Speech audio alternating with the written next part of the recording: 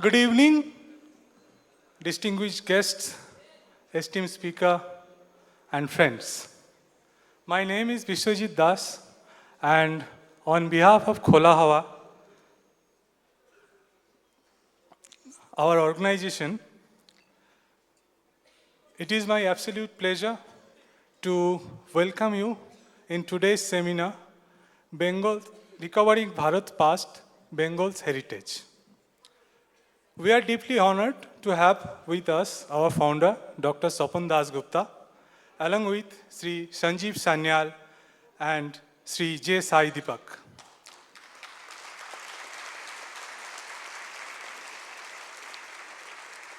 Before we begin, I would like to briefly introduce our organization, Khola Hawa.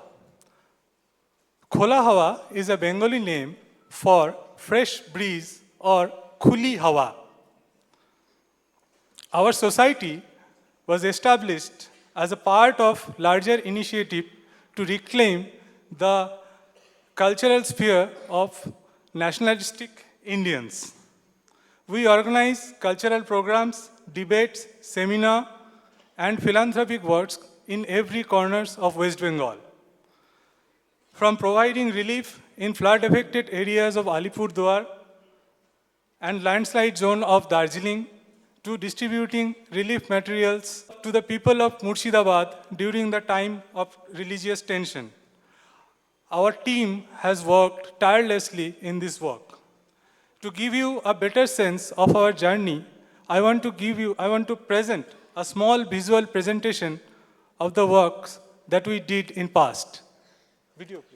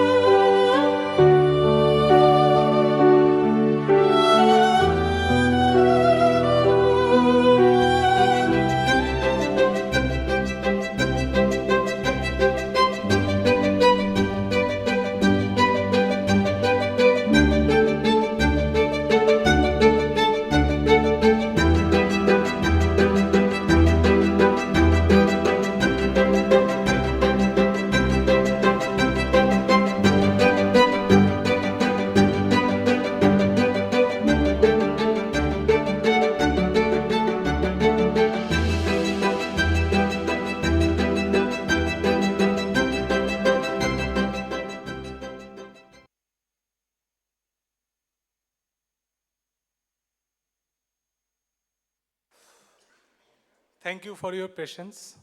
Now, without further delay, I would like to invite our guest on stage. First, I invite the founder of our organization, today's moderator,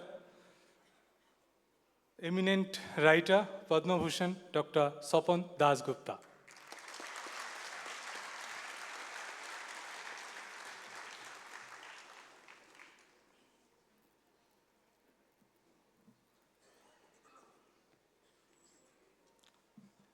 Please welcome economist, historian, voyager, currently a member of Prime Minister's Economic Advisory Council, Sri Sanjeev Sanyal.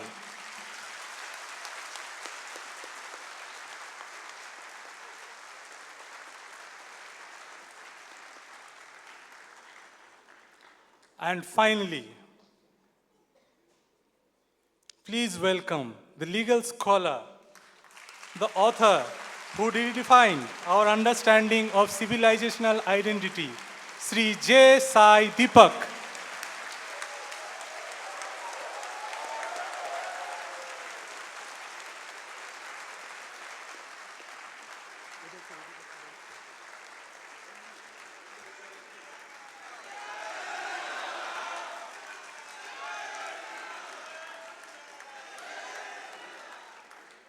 Thank you. Now, I request Dr. Pankaj Kumar Rai, the General Secretary of our organization, to come on stage and felicitate our esteemed guests.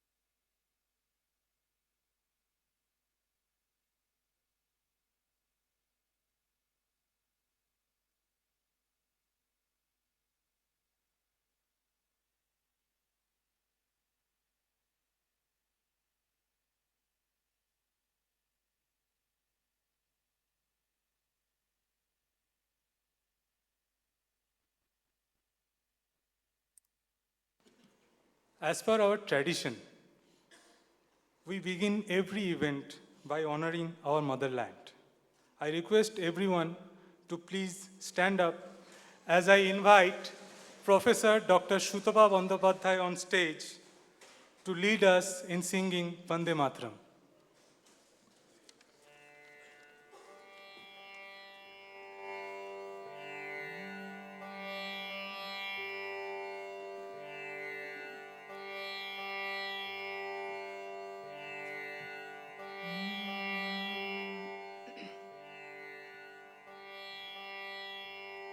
Vande Mataram, Vande Mataram, Vande Mataram, Vande Mataram, Sujalang Suphalang Malayaj Sheetalam Sasya Shyaamalang Mataram Vande Mataram Shubhrayot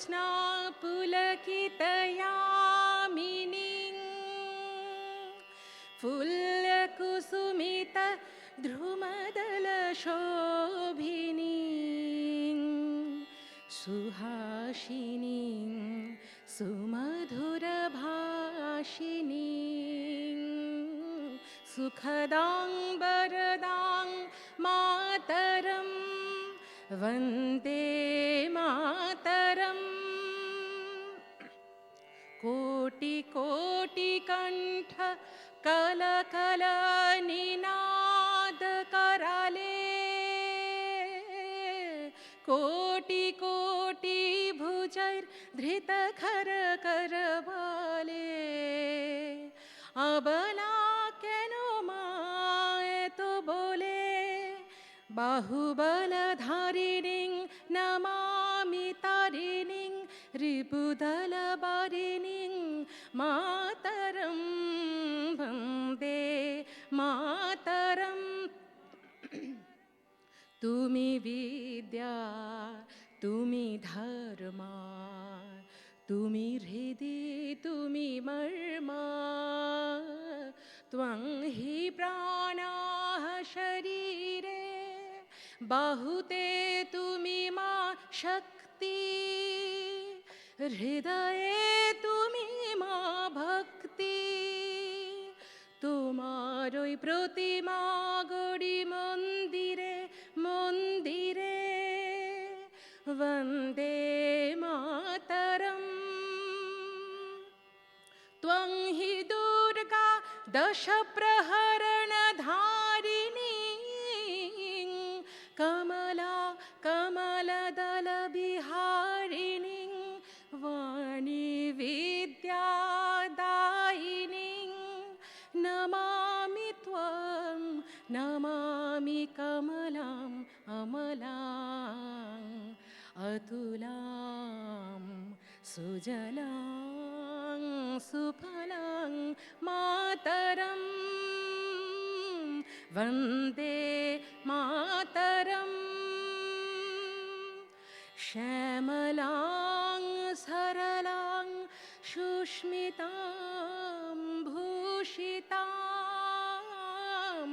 धरणीं भरणीं मातरं Vande Mataram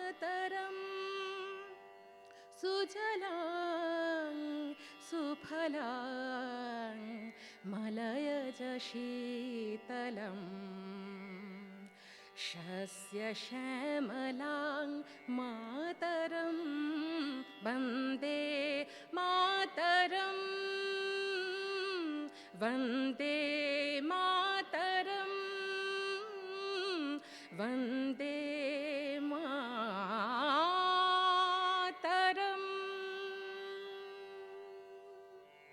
Vande Mataram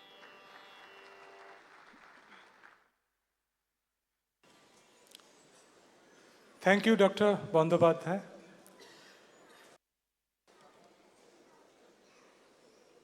Over to you, Sapan Dasgupta ji.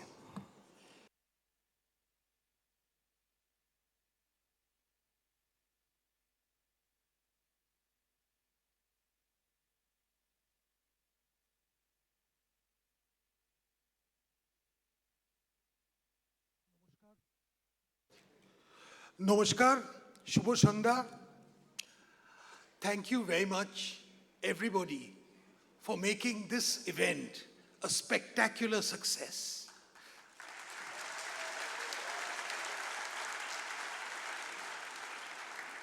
I thank everyone who's traveled from long distances to come and hear our two eminent speakers. I apologize to those who we were unable to accommodate because of the paucity of seats. You see, ideally, we would have loved to have held this event in one of the larger auditoriums of Kolkata. Unfortunately, there is a habit in those who control those auditoriums to effect a cancellation at the very last stage.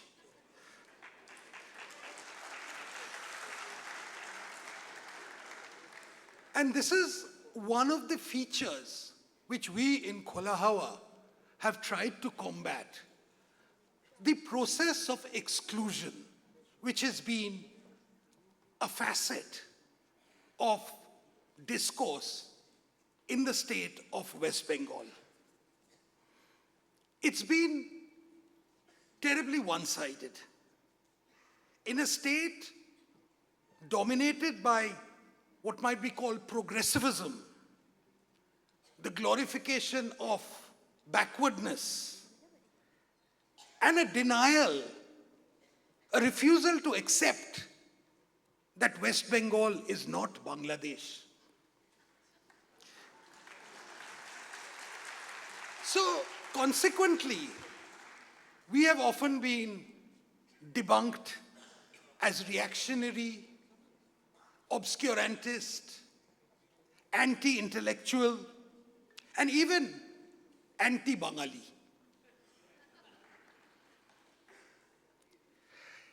You see, at one time, the progressives held sway all over the country.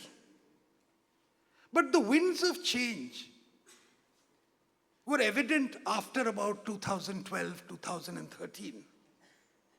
And it came to a head after 2014,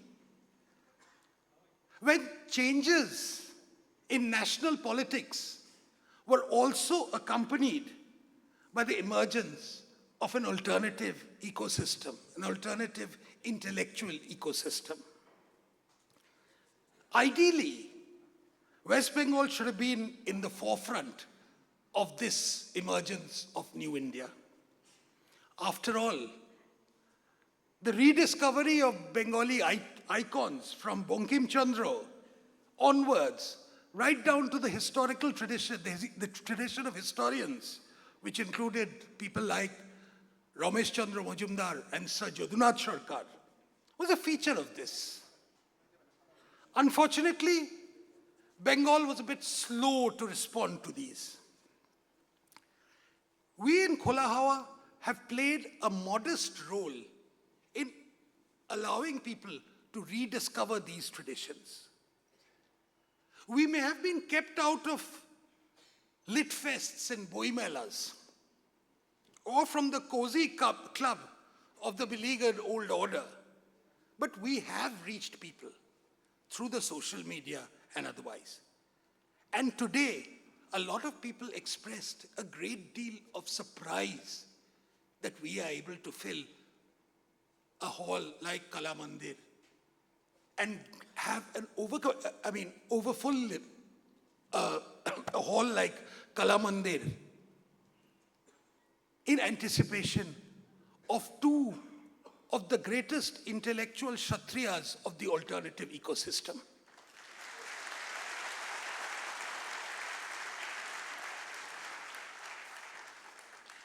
We are very proud to present first my good friend Sanjeev Sanyal. He is a product of Kolkata in more ways than he would now care to admit. He's a Rhodes Scholar. He's an economist. But more than that, I think what's very significant about him is that he's a versatile all-rounder. Someone you'd always have in the team. His range of interests are quite staggering. They range from history to economics, and of late, even maritime exploration. And then we have J. Sai Deepak. Now,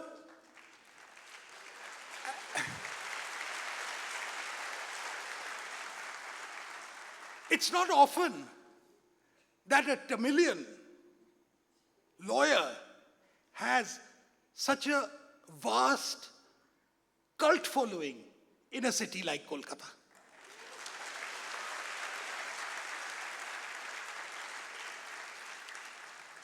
He trained as an engineer, became a lawyer, had his hand in history, and is also somewhat dips his toes occasionally into the political waters of India.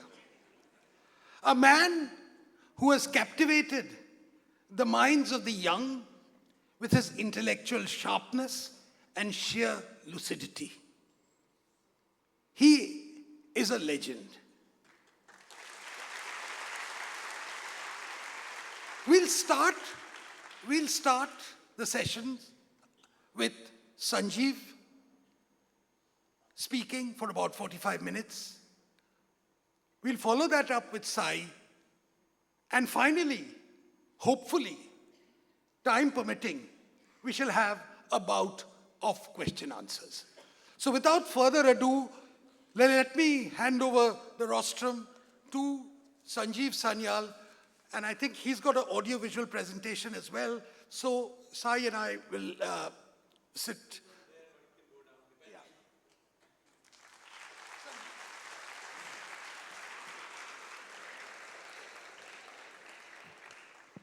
You need to switch that on.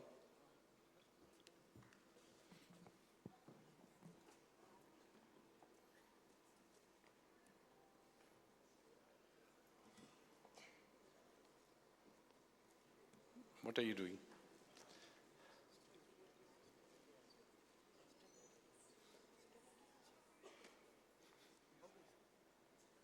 Okay.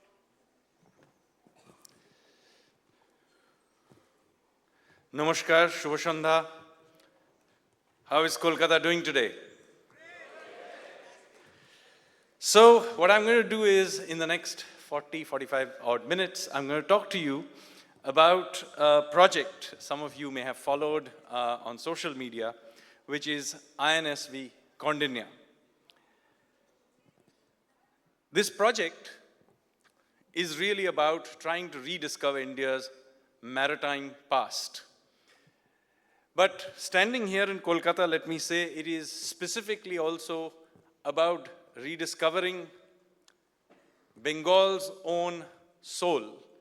Because as you all know, Bengal is a maritime state. Just look at the map. Our history is about ports and trade. And you can go all the way back to Chandruketugarh or Tamralipti, which were in their times not just the largest ports of India, but of the world. So today, sometimes popular culture says, Bangalira ব্যবসা করতে পারে না. The irony of it is that ব্যবসা is actually আমাদের একদম রক্তে.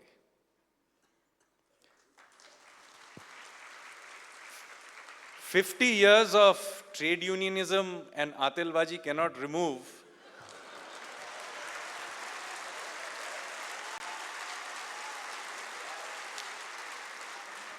cannot remove 4,000 years of maritime trade."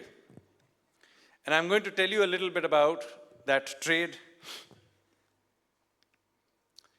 So this project really has its genesis in a book some of you have read called The Ocean of Churn, which is a history of the Indian Ocean. Now, it's not for nothing that we are the only country in the world which actually has an ocean named after us. Because from the very earliest times, going back to the Bronze Age, that's the Harappan period, Indians have been exploring the Indian Ocean world and beyond. Sailing out from our ports towards places like Mesopotamia and Oman, we have lots of evidence of us doing these kinds of voyages, transoceanic voyages, 4,000-5,000 years ago. This easily puts us as the oldest maritime nation in the world. We do not know, however, what the ships of that period, however, look like. Because there are some seals which have got some river boats in them. So what I began to look for is what is the earliest evidence of ancient Indian ships that I can find. Sadly, as I said, the very earliest ships, the Harappan, i.e. Bronze Age ships, those have not survived, neither in images, and of course they're wooden, so they haven't survived as ships. Maybe we'll find a few wrecks in the future, but so far we don't know what they look like. We know what their anchors look like, and I will talk about it later. So I had to keep digging till I finally found that the earliest sort of evidence of ocean-going ships are these Satvahana coins, which you can see on the right. That, as you can see, is clearly depicts a ship. It is an ocean-going ship, which you can see with 2 masts. It has a trailing oar at the back for steering, and the shape of it clearly suggests that it carries ballast and so on. That is definitely an ocean-going ship. So what were these ocean-going ships like? Now, we have a lot of textual evidence, descriptions by foreign travelers and so on, which state that we used to use a peculiar technology for building these ships, which is that we didn't nail them together, but we stitched them together. Now, this wasn't due to the lack of rust-free nails. We actually knew how to do that because we know that from the evidence of the iron pillar in Mehrauli that we had rust-free iron technology. But for the most part, we used to stitch it together, and you can see that in this sculpture from the Bhog Mandap of Jagannath Puri temple. You can see, of course, it's got the hull, the clinker hull, but you can also see clearly that it is stitched together. It is not nailed together. And you have descriptions of these ships in ancient texts as well, such as the Yukti Kalpataru. This is from the 10th, 11th century, put together by Raja Bhoj, and he talks about these massive ships, some of them called the Samanya, or ordinary, or Vishesha, or special. And you can see how big these ships were. Look at the very biggest ships. Dharinis were 160 cubits long. The Begini was 176 cubits long. So these were massive ships even by modern standards. But we have gone a little ahead of ourselves. We have reached the 10th, 11th century. We have evidence also from foreign travelers. Ptolemy, who was a Greco-Roman geographer from Alexandria, talks about Indians building 2,000 ships, each capable of accommodating 1,000 troops, horses, vast quantities of supply. So these are big ships. 1,200 years later, Marco Polo also talks about these huge ships. Although, and I have deliberately included it, he does talk about ships fastened with iron nails as well. I'm mentioning this so that you know that Indians knew how to build ships with iron nails. They were in contact with other countries that used iron nail technology. But for reasons that we will try and explore, they preferred to use this stitch ship. And then just a few decades before the Europeans turned up in the Indian Ocean in their ships with Vasco da Gama, we had travelers like Santo Stefano who had visited this world, and he talks about timbers of ships stitched together with cords and sails made of cotton. So, okay, so here we know about these stitched ships. We have a rough idea what they looked like from the coin, but do we have a slightly more detailed description? And it turns out the earliest one I could find is a painting in cave number 2 of Ajanta. You can see that, and it clearly shows a ship with 3 masts and a foresail. There's a person standing there. You can see the hull, and you can also see the steering oar. This is again clearly an ocean-going vessel. Now, I understand that this is an artistic depiction. Nevertheless, it gives us some sense of what these ships look like. Now, this general design survived well into the 16th, even into the 17th century. And eventually, when we gave up on it in favor of nailed ships, it wasn't because these ships were inefficient for sailing. The problem really was that they couldn't take the recoil from their own cannons. So it's not the other guy's cannons that was the primary problem. Even your own cannon would give a blowback that would loosen the stitching. So ultimately they were abandoned, and by the Maratha period, we were also building nailed ships. So the decline, there was a sharp decline in the skill of making these stitched ships. However, they do survive for building these very small boats on both the coasts. Here is a stitched boat from the Karnataka coast, and you can see they're very small. They are much, much smaller than this stage. They are the last few of them that are left. Even here, these are now being replaced by modern fiberglass and metal boats. So this technology is very rapidly disappearing. So the aim of the project I'm going to tell you about is really to try and build a ship using these last few artisans and try and see if we can recreate a ship from 2000 years ago, and then of course to try and sail it. So how do you do it? So I was thinking about this project during the COVID lockdown. Now some of you may know I was then the principal economic advisor in the finance ministry, and while most of you were locked down, I was a part of the core group that was given the job of managing the economy through that period, which meant that I went to office every day, but it was a very lonely exercise because you were sitting in this rather large north block, and there were 5-6 people in the building. There was the finance minister, a few secretaries, myself, and there's nobody really to talk to. So, of course, we had a lot of work to do, but from time to time, to kind of take a break, I began to think about maybe how such a ship can be built. So I came upon this schematic drawing. It's basically the same Ajanta ship, but a clearer sketch. And so you have a sense of the kind of ship that I was beginning contemplating trying to recreate. However, as you may have noticed, I have absolutely no training in designing ships. So I had a problem. Now I got lucky, however, that while I was writing the 2022 economic survey, I had a young economic service officer who came one day and told me that her husband, who was in the Navy, wanted to meet me to sign his copy of The Ocean of Churn. So I get such requests from time to time. So I said yes, and he came to meet me. This was Hemant. So Commander Hemant came to meet me. I signed his book. And then we got talking. And I discovered that he's actually not a sailor. He's a naval architect. So I had hit the jackpot at this point. So I tried to convince him to join my madcap project. It turned out that he was quite an enthusiastic participant. And so together, we began to actually put some buildable sketches, practical sketches onto this, and this is what it looked like. So we got rid of the third mast because we couldn't quite fill it in the design we wanted. So this is what it came to. It is a 2 masts with a foresail. As you can see, it has a steering oar because that was what was used. This is rudders existed, but they were not the primary way in which ships were steered in those days, and so on and so forth. So you get a sense of the kind of ship we began to build.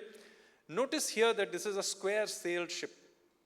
Why I tell you this is that this is before the triangular and other kinds of sails were designed. And so when you look at a modern sailing ship, they'll have very different sails from this. And this causes a certain problem as far as using, is that these sails cannot sail at too much of an angle to the wind. At best, you can be at a 90-degree angle to the wind. Whereas modern sails almost allow you to sail 45 degrees into the wind, which is obviously a huge advantage. But we can't do that, and this is an issue I will again talk to a little later. How big was the ship going to be? Length, 21 meters, breadth, 6.5 meters, depth, 3.3 meters, approximate weight, 50 tons, and a crew of 18. So this is what we came up with. This is the rigging plan. This is the mast plan. I'm just going through it. And so now we had a proper design for a ship. Now the question was to try and build it. So what happens is, sometimes when I am presenting to the Honorable Prime Minister, usually I get about half an hour to present whatever it is I'm supposed to present. But what I very often do is I take 25 minutes to do the presentation. And then I get 5 minutes to present some new idea that I want to talk about. The Honorable Prime Minister is used to it, and he indulges me usually. So on this particular occasion, some point in 2022, I presented this plan to him. So he listened me out very patiently. Then after the end of the presentation, he was silent for about 20 seconds, and he said, "Karo." And then, after another 20 seconds, he said, "Par doobna mat."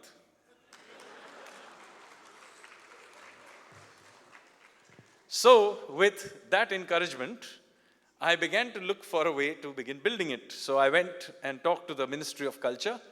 It turned out that they had put together some funds which they hadn't spent during the COVID period that were willing to put into this. So I had the funding to build it. And then I went to the Ministry of Defense and the Indian Navy, and I told them that, look, I have funding, here is a design, and it turned out that they were delighted with the idea. And the Indian Navy said that not only would they help me, they would oversee the building, they would eventually also provide me with a good crew. So I was now clearly getting into the groove now. Then I went to the Ministry of External Affairs, because if I'm going to do transoceanic voyages, obviously I need their help. And then I went to the Ministry of Shipping, and particularly to the DG Shipping, because do remember that the ship I was going to build was going to violate every shipbuilding norm. So I really needed them to help out. So, and very kindly they helped me too. So, okay, I got the government part done. Now the question is, who was going to build it? Now, the problem here is that most shipbuilding yards have no idea how to build a wooden ship, forget a stitched ship. And it's a risky thing. I mean, it's a completely experimental thing, as you can tell. And if they got it wrong, obviously, it'll be bad for their reputation and so on. And there's a lot of work in this, and not much money. So not everybody was keen on building this ship. But we were lucky. We got Hodi, a shipbuilder in Diwar Island in Goa, who agreed. And then we began to look for the actual shipbuilders. And we were very lucky that we found Babu Sankaran in Bepur in Kerala. As I said, these days, only a few people know how to make these very small stitched boats. I won't even call them ships. The technique of using this to build large ships has essentially been lost, because we haven't built large ships using stitching for generations. But it turned out that Babu Sankaran, who is now, I think, in his late 60s, his grandparents had taught him the rules of thumb, of how a bigger ship can be built, and he remembered it. And we caught him just in time, because this is now going to die out, because his own children don't want to learn this shipbuilding skill. But he was very excited when we told him about it. And it turned out he had also worked on a project the Omanis had done called the Jewel of Muscat, where they had recreated a 12th century, 11th century dhow called the Jewel of Muscat. So he also sort of knew the general idea of how to do a recreation. So we were very lucky to find Babu. And so we had the team together for trying to build it. So how do you go about building it? So the materials needed for this are obviously the wood. There are various parts of it require different kinds of wood, but one major kind of wood that we used was Anjali, which is wild jack. It grows in the Western Ghats. This is important because we tried to be as authentic as possible. So no wood that didn't exist in India 2,000 years ago was being used. So we used this because it existed. It would have been available to ancient ship builders. Then we began to use the coir rope. This is not the coir rope you get in your market, although it is built from the same material, but it is marinated in coconut oil and salt water repeatedly, and then tightened and tightened and tightened. So even though it sort of looks like the coir rope you get in the market, it weighs almost 4 or 5 tons. It's very dense. You obviously need coir rope, which you need for filling in the joints, needles for stitching, kudrus resin. This is a resin, natural resin, that you get that is used as a natural gum between the wooden joints. Fish oil. This is what you dissolve kudrus into, and also for painting, for water, for basically the durability of the wood. It stinks, I can assure you. Sardine oil really stinks. And Babu Sankaran did assure me that it would wear off enough, but there's still a whiff of it on the ship. But nevertheless, at least, on the deck, it's not, you can't smell it. And if you go into the hold, you can. And then red brick pigment. Now, building this ship. The way this ship is built is very different from how you build a modern ship. or even in a nailed wooden ship, because in most of those, you basically have a solid frame, and then you either weld the steel onto it in a steel ship, or you nail the hull onto the frame. In a stitch ship, however, you basically lay out the keel, the stem post, and the stern post, and then you begin to basically stitch your way up. Why I'm telling you is that although you later put a light frame into it, it is not the frame that holds the ship together, it's the stitching. So if the stitching goes wrong, the whole thing falls apart. So how do you build the hull? So you need the wood to be curved. You take the wood, you take planks, and you put it into the steam chamber, and then you steam it for a while. The fibers become loose. You do that, it takes about 6 hours of steaming to make them loose, and then you pull it out, and within a minute or two, you have to shape it before it again sets that shape. So this is quite a high-skill job, and let me show you how it's done. Can you put the sound on, please? Can you please put the sound on for the video?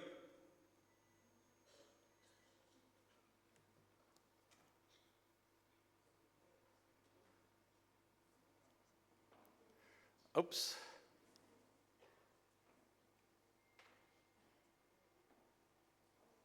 No, you have to put the sound on, please. That's not how it's done. You have to put the sound on. From the video, you have to have the sound on. Can somebody fix this?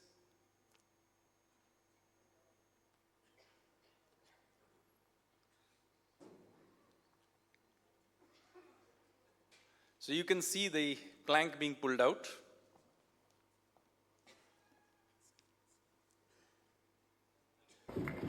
Yeah, thank you. And that's how the thing is pulled down. And here is... After the steaming, this is the shaping process. As you can see, they have taken this steamed wood, and they have literally minutes before it again kind of dries up and takes shape. So they have to do this shaping as soon as they can. So it's being bent, as you can see, and then weights and other things are used. So you can see how Babu does this completely by eye. This is not by some great measurement. So there is some skill, a real lot of skill, artisan skill in this. And then what you do is take the planks and you make these holes along the two, and then you begin stitching it. You literally stitch it the way you stitch clothes. Holes, stitching, and you do it in this XX11, XX11 kind of pattern along the wadding. And then between the planks, you need the kudrus resin to be applied. And then the wadding is hammered down, and then the stitching continues. This stitching is absolutely critical. It's extremely painstaking thing to do. Each one of these is done by hand. And do remember, as I said, if this goes wrong, the whole thing comes undone. And then once the hull begins to take shape, you can see a light frame is being put into the plank. Once it reaches further up, a horizontal cross beams are also stitched in. And you can see how the holes are plugged, the putty is applied, and then more fish oil is painted onto the hull and the insides for the wood. And so in this way, you can see the hull began to take shape. The outside of the hull, as you can see, it looks beautiful. It's really an artisanal thing. And so it all came together in middle of February 2026, almost exactly a year ago. The hull was complete, and on Mahashivratri night, at midnight, when the tide came in, we finally put her in water, and she floated.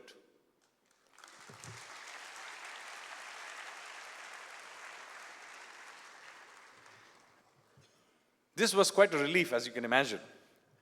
This whole thing is experimental. We have no idea what was going to happen when you put it in the water. So there was a lot of relief when she floated.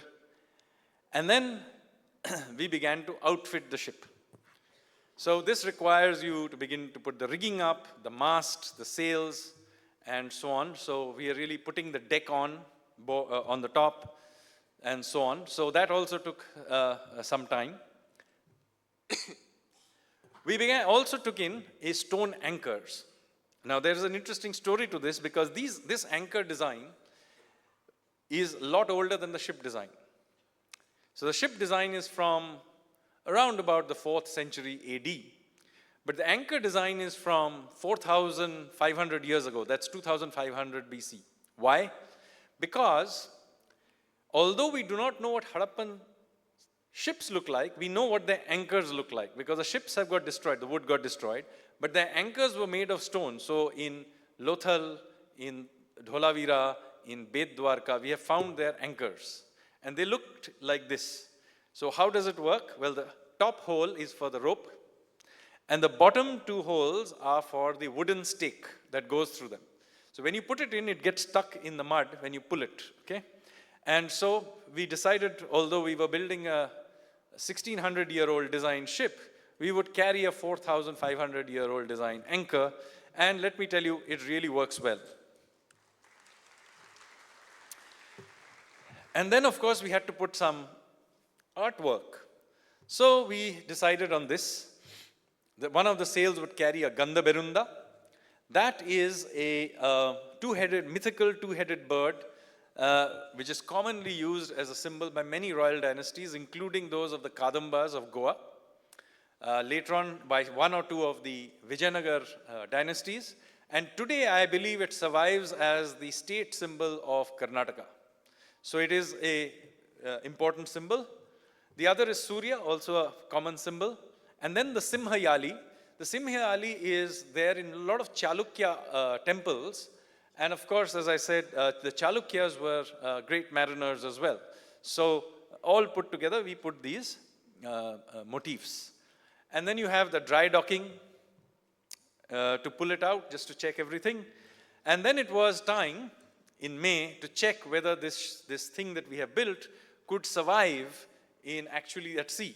So before we tried to and actually sail it, we towed it out to sea on its way from Goa to Karwar. Karwar is, by the way, the main, the largest base of the Indian Navy. And so we took it out for a spin.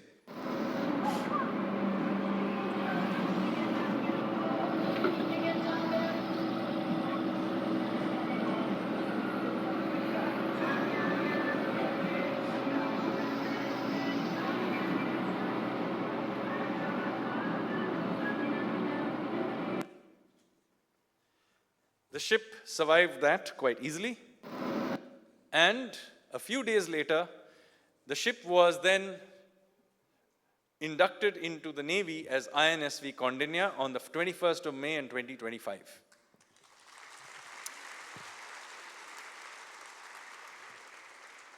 It is as much a part of the Navy now as the aircraft carrier and the nuclear submarines and all of that. And as you can see, we are there in the induction along with the Honorable Minister of Culture. Then we had, of course, the monsoons after that. As you know, this year we had the early monsoons. And we didn't want to, test an experimental thing in the height of the monsoon. So we kept it inside the submarine pen for 3 months to save it from the weather. But once the weather subsided, in September, we began to take it out for took it out to sea to try and see how to sail it.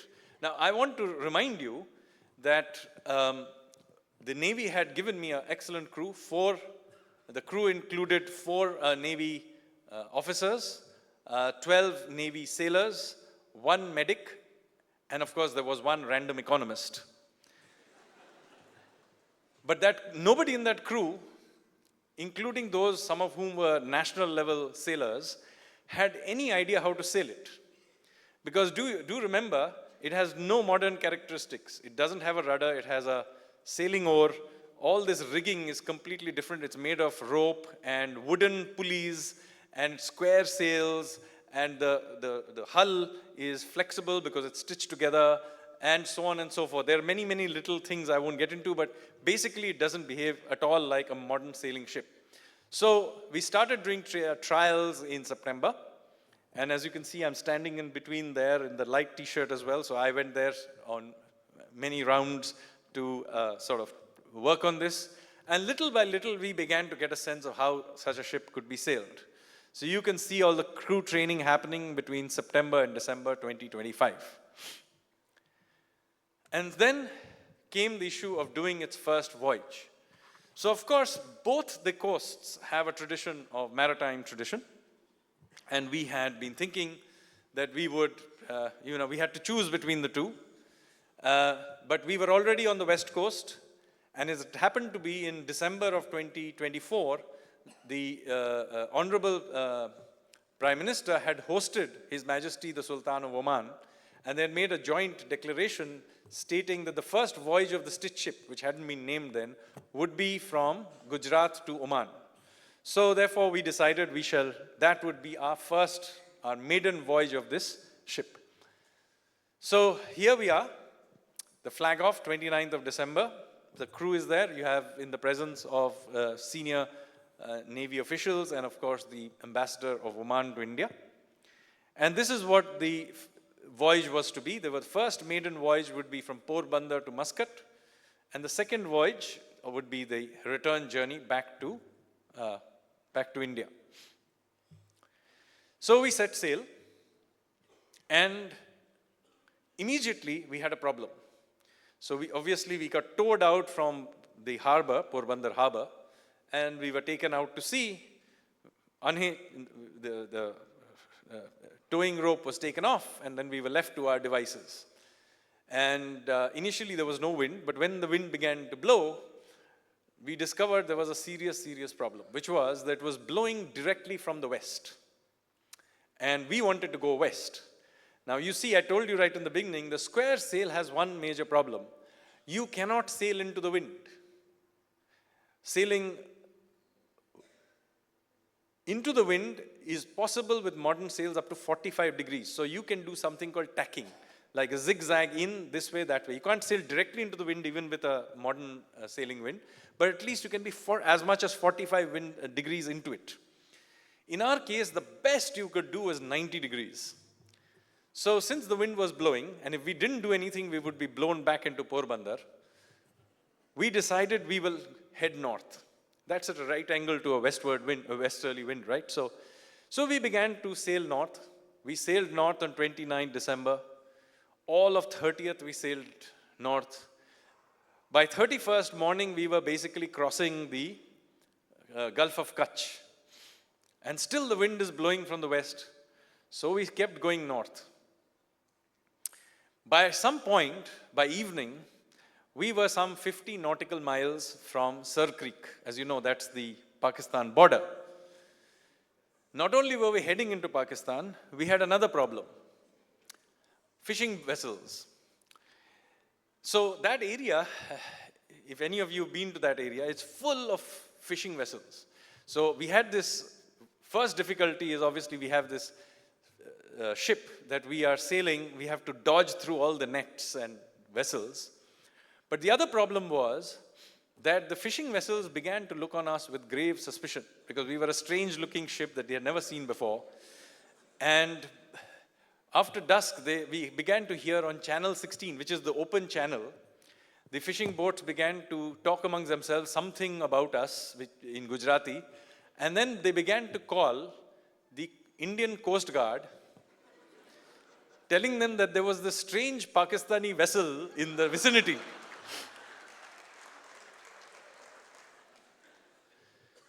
To use their own language, they said, एक पर्दा वाला पाकिस्तानी जहाज चल रहा है, पूरा माल भर के ले जा रहा है. And they wouldn't let go of us. And soon we had a small flotilla, which we can see behind us, following us. So here we are, by now about 35, 40 nautical miles from Sir Creek. Not only are we sailing in that direction, we have a small fleet of fishing trawlers also with us. I'm sure the Pakistanis by this point were panicking. But thankfully, the Indian Navy came on the line and basically explained that, we should be left alone. We had at one point, by the way, tried to explain, our captain, Vikas Shauran, had tried to explain that we were a 2,000-year ship and all those kind of thing. But this totally wasn't bought by the fishing vessels. In fact, their leader basically came back online and said, 2000 साल का जहाज कैसे होगा? हमारा जहाज तो 20 साल भी नहीं चलता है. So anyway, since the Indian Navy came and assured them, these guys left us. But the wind is still from the west. We are still heading north. Now at this point, we thought that this was getting a bit too close. So we swung the boat around and began to go south. So the wind is coming from the west. We can still be at a right angle, but we can now go south. So we are going south. But of course, as you know, we are basically heading back to Porbandar. So this is 31st evening. We are heading back to Porbandar. Made no progress. So we go to sleep quite depressed. And how do we sleep? We basically sleep on the deck. There is a hold. If you want to sleep in the hold, some people preferred that. I and some of the others slept on the deck. So we got into and we had a small celebration on 31st for the bringing in the new year. But generally, we were quite depressed. But then, just before dawn, on first morning, I woke up and I looked up and the wind had suddenly begun to flutter in the other direction. The flag was fluttering. And I noticed that the wind had changed to blow from the northeast. Now that was godsend. So what we did, I woke everybody up. I just jumped up and made a big ruckus, woke the whole crew up, including those who had just gone off the watch. And we turned our ship westward and we were on our way. So this is the 1st of January 2026. That's us plotting our course. You can see the sun behind us. That's towards the east, as you can tell. That's Commander Shauran at the end, as you can see. And that right in front is Hemant, the designer, who was a part of the crew. That's me in the white jacket, pretending to do something on the chart, which I have no idea what I'm doing. But anyway, we were heading in the right direction.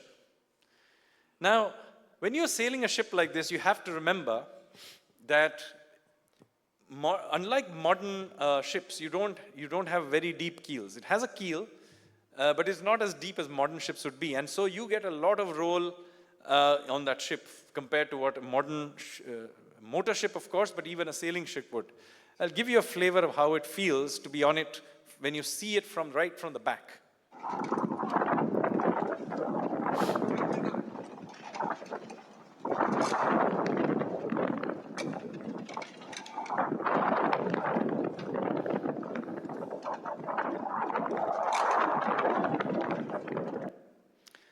So those guys at the back are the ones manning the steering oars. And just to give you a flavor, sometimes you get knocked by a wave and that power of that comes right straight through the oar. And Bariki, the sailor on the left, basically, he was a small guy, as you can see. He got whacked a couple of times on his chest and almost got knocked off the ship. So after that, we became a lot more careful with it. So these things can really hurt you. Not only are you going back and forth, the steering oar itself has its own logic.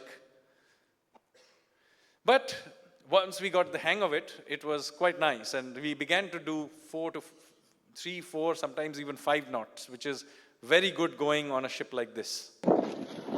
This is day 12. This is what you mean by fair winds and following seas. As you can see, the waves are behind us, pushing us along. There is this cloud system ahead of us, but it looks beautiful, and we are making 4 knots. So when you get fair winds and following seas, it doesn't roll you around as much as otherwise, as you can see. So we are onward to Muscat. And of course, we had heavy weather. And in fact, that weather system you see there, very quickly we went straight into it and it began raining.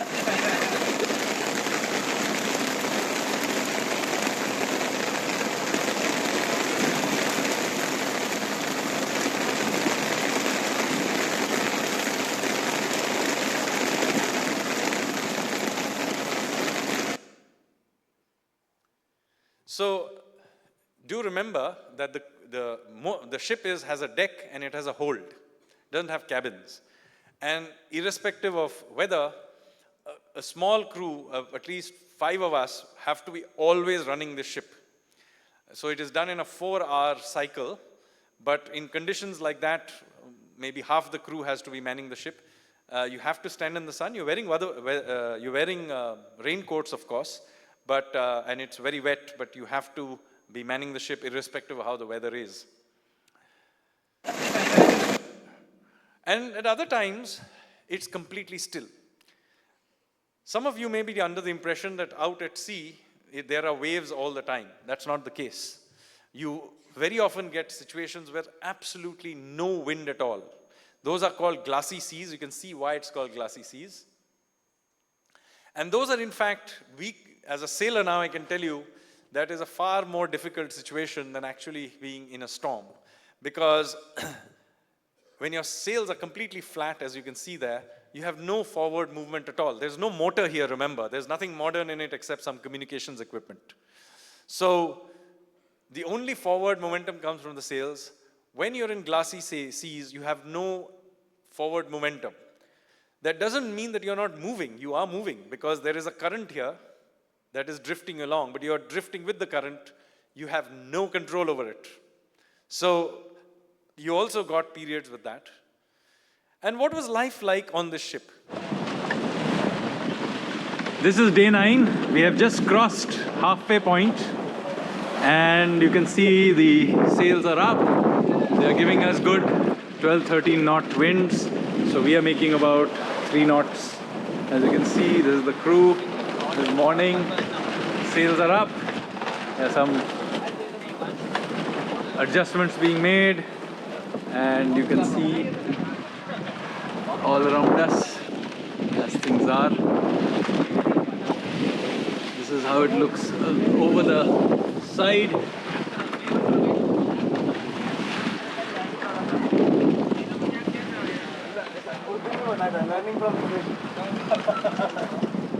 Chit chat on the boat.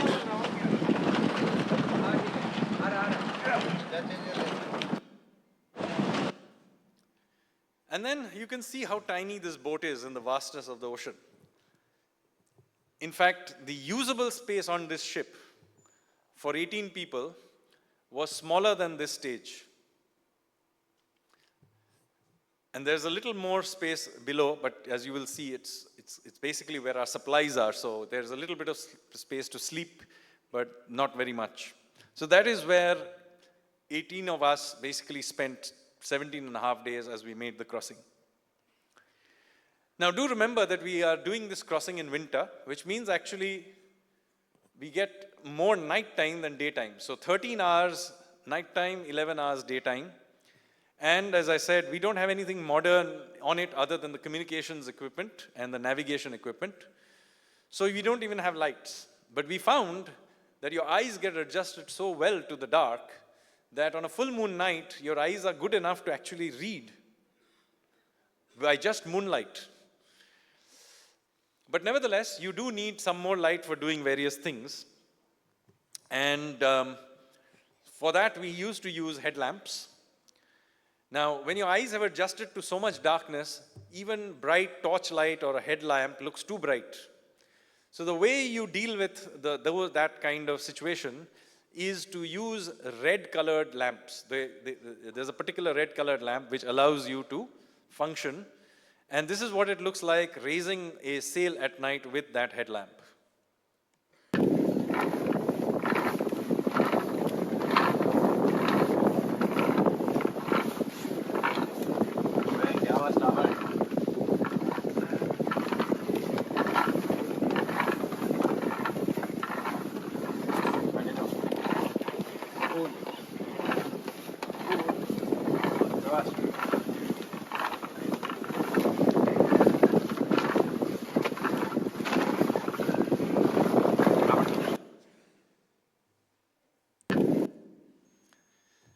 Other things about life on board. The one on the left is about us eating. There was a small stove there, as you can see. So for the first 5-6 days, we had vegetables and fruits. But do remember, we don't have refrigeration. So after about 5-6 days, we ran out of all the fresh food that we had. And from there on, we went completely on dry rations. Dry rations are food that, not fresh fruit. So for example, dal, chawal, etc. So here we are having khichdi and pickles on this particular occasion. On other occasions, we had Maggi. I understand that's not historical, but still. We had some thepla as well. We realized why the Gujaratis invented thepla. It is excellent dry food actually. And so on and so forth. But yes, by the 12th or 13th day, we were, all of us were fantasizing about different kinds of food. Oops, hang on. So, and then on the right, you have showing you how it looks going into the hold. This is where all our supplies are kept, water supplies. Each one of us had 4.5 liters each. Half liter is your contribution to the pot for cooking. The other 4 liters is what you can do. 2 liters you basically most people drank, and another 2 liters of fresh water each for washing or doing anything else you wanted to do. So that's how the water supply was given out. You can see our clothes, everything is there. And during the day, even though it's winter, it can be blisteringly hot on the deck. So if you're off duty, you can go into the hold, and some of us would then take a nap there, as you can see. But at night, we would, at least some of us, would like to sleep on the deck. And on full moon nights, it could be quite romantic.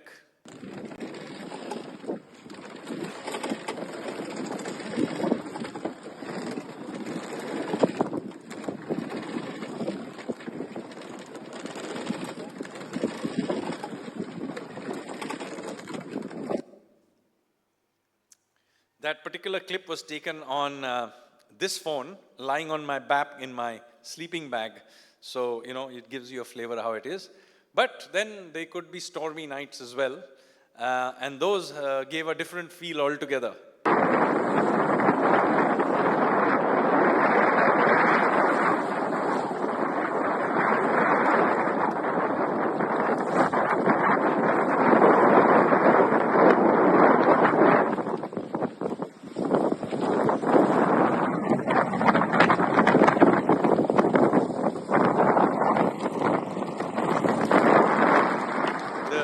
The person in the red is the captain sleeping, and next to him, the black one is me sleeping. And this is the throne. So there were 2 of these slung at the back on 2 sides. They're basically a wooden basket slung outside. And to use it, you basically have to jump off the ship into this. And you make sure you land in it without going through the hole. And then after you've finished using it, you use that small bucket, you can see with the rope, you throw it into the water, you bring up some seawater to wash yourself. And then then you have to basically climb back into the ship. Remember, the side of the ship is about a little bit above the head. So basically, you have to pull yourself back in. And this has to also be done, remember, at night. Only 11 hours of daylight, so 13 hours in darkness. You have to go to the toilet. If you have to go, you've got to go. You have to do it at night while the ship is bouncing around and waves are splashing all around you. So the joke on the board was, if you did it in sea state 4, you got a Mahavir Chakra. If you did it in sea state 5, you got a Paramvir Chakra. And if you did it at 6+, Veer Gati.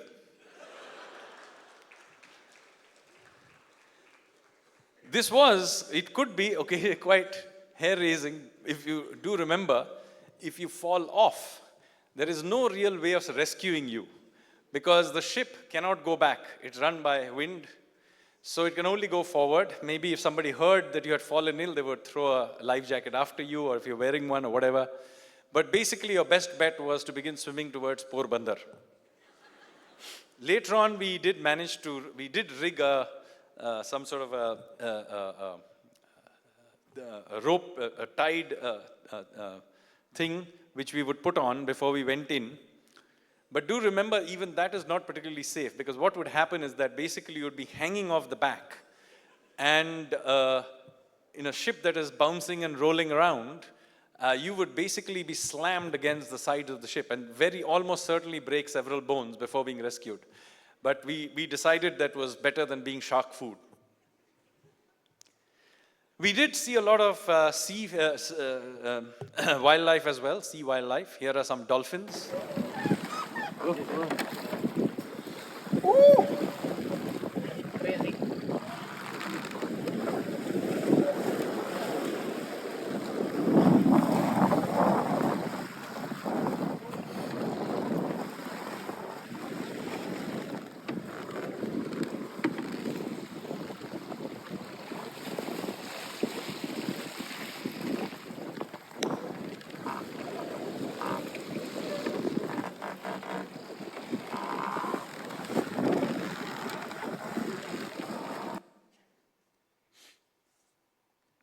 We also came across something very interesting, bioluminescence. Some of you may know, if you have been at deep sea, that you have these plankton which glow if you disturb the water. So we actually literally sailed through a sea of this plankton, and so we amused ourselves at night by throwing in a bucket, pulling out water, and throwing it back into, and you would get these fire displays. One more. So it's quite amazing, and you would be amazed how long grown men can stand there doing this.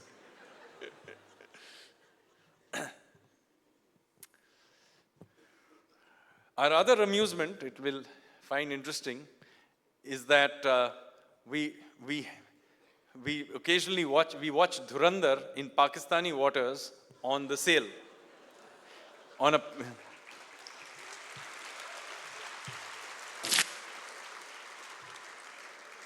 We saw some great sunsets, as you can see, next to the Yali.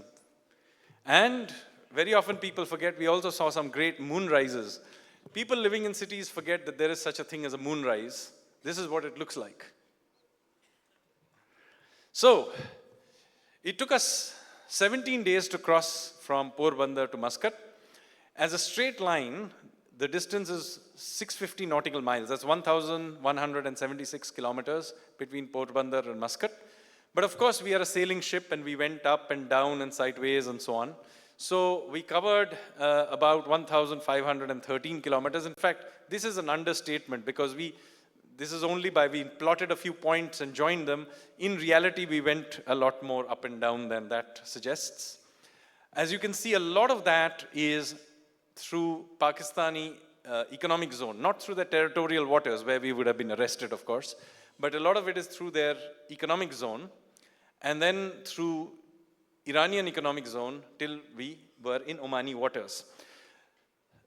On several occasions, we did have Pakistani military drones flying above us to keep track of us. We had some of their Coast Guard. To be fair, they did not harass us, they remained at a distance. We also saw in the Iranian waters, we had Iranian Revolutionary Guards, gunboats trailing us for a while. From a distance, to be fair, none of them came within more than 1.5, 2 kilometers. So nobody came close. And then, of course, we were in friendly waters. This is what Team Condinia looks like. This is most of them, although not everybody. Somebody was taking, obviously, the photo, and there were a couple of people at the back still steering the ship, but it gives you a sense. And this is what Condinia looks like when it is sailing. Yeah. اي والله ها فلبرة دوس عندي خوش فصلة يا اخي تفوز والله خوش رقصة يا اخي دوس عندي خوش فصلة يا اخي تفوز والله خوش رقصة عندي لك رقصة قوية يا الحبيب اسمها الصبوحة خطبها نصيب مد يدك كنا بتعطيها كف وهز شتفك هيل خليك شديد عطني رقصة نفريته زي زيد عليها شوي عندي بيزة حق المحتار اللي نعرفه صيده مسوي لي وقفة انا هيبة عيل سوي رقصة بياض يبلي واحد كرك يلا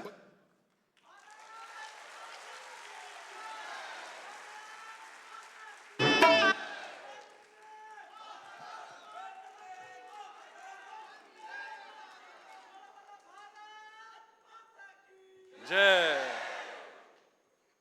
So that, ladies and gentlemen, was INS Vikondanya. Joy Ma Durga, Jai Hind.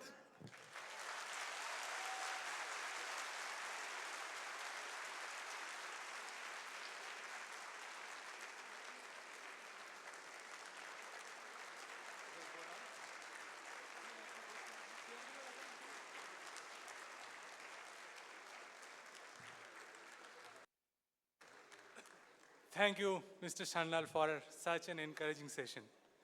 May I now please call Dr. Swapan Das Gupta, Sri JSI Deepak on stage.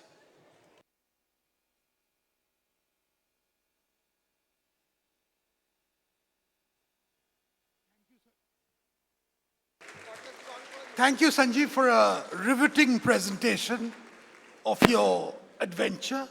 Not many of us can live life by going through such an experience, but you did. And I'm not going to waste any more time, so let's just move on straight to Sai for his account.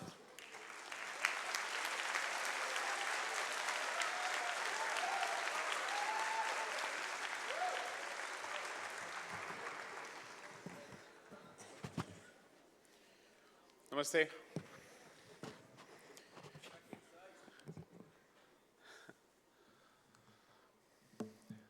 I'm actually at sea.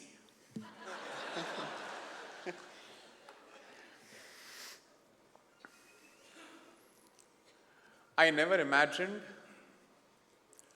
that people belonging to this ideological spectrum could draw this kind of a crowd in Kolkata.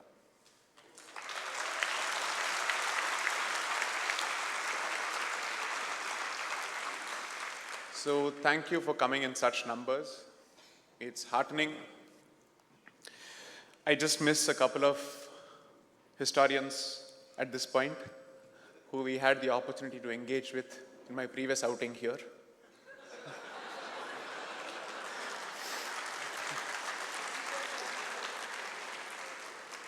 Because the conversation was getting way too serious and they managed to make it a bit funny. So, before I proceed any further, I'd like to thank Swapanda for this brilliant organization that he's put together, for the work that he's done, and for heaping undeserved praise and encomia on me. I say this because I have benefited from the positioning of social media significantly because I happen to be a part of this generation. But imagine what his generation and the generation before that would have gone through to represent this ideology. So, if anything, people like me are standing on the shoulders of these giants with respect and humility and gratitude.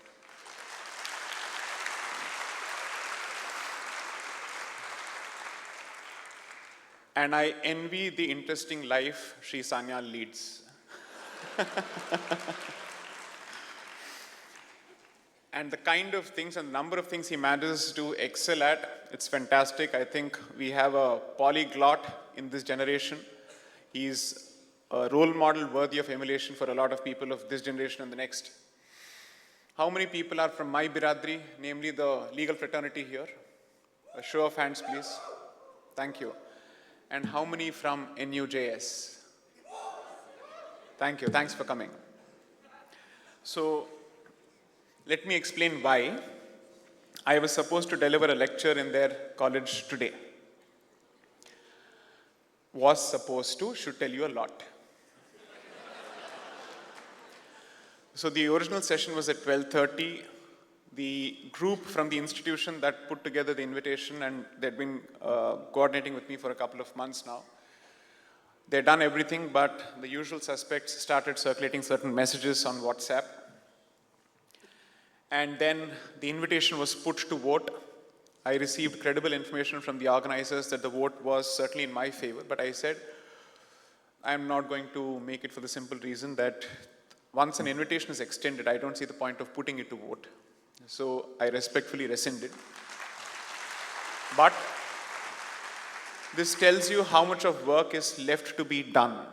That even in law schools, where free speech is supposed to be celebrated and practiced, not just celebrated through lip service, you see how it plays out in action.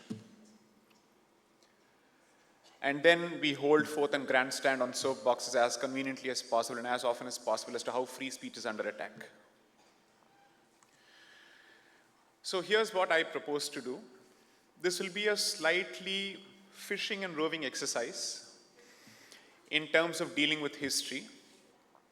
I've had the benefit of learning from better informed people, so let me start off with a few disclaimers, which should warm the cockles of the hearts of quite a few people on the other end of the ideological spectrum. I am not a historian by any yardstick, by any stretch of imagination. I am just a keen student of Bharat Mata, that's it.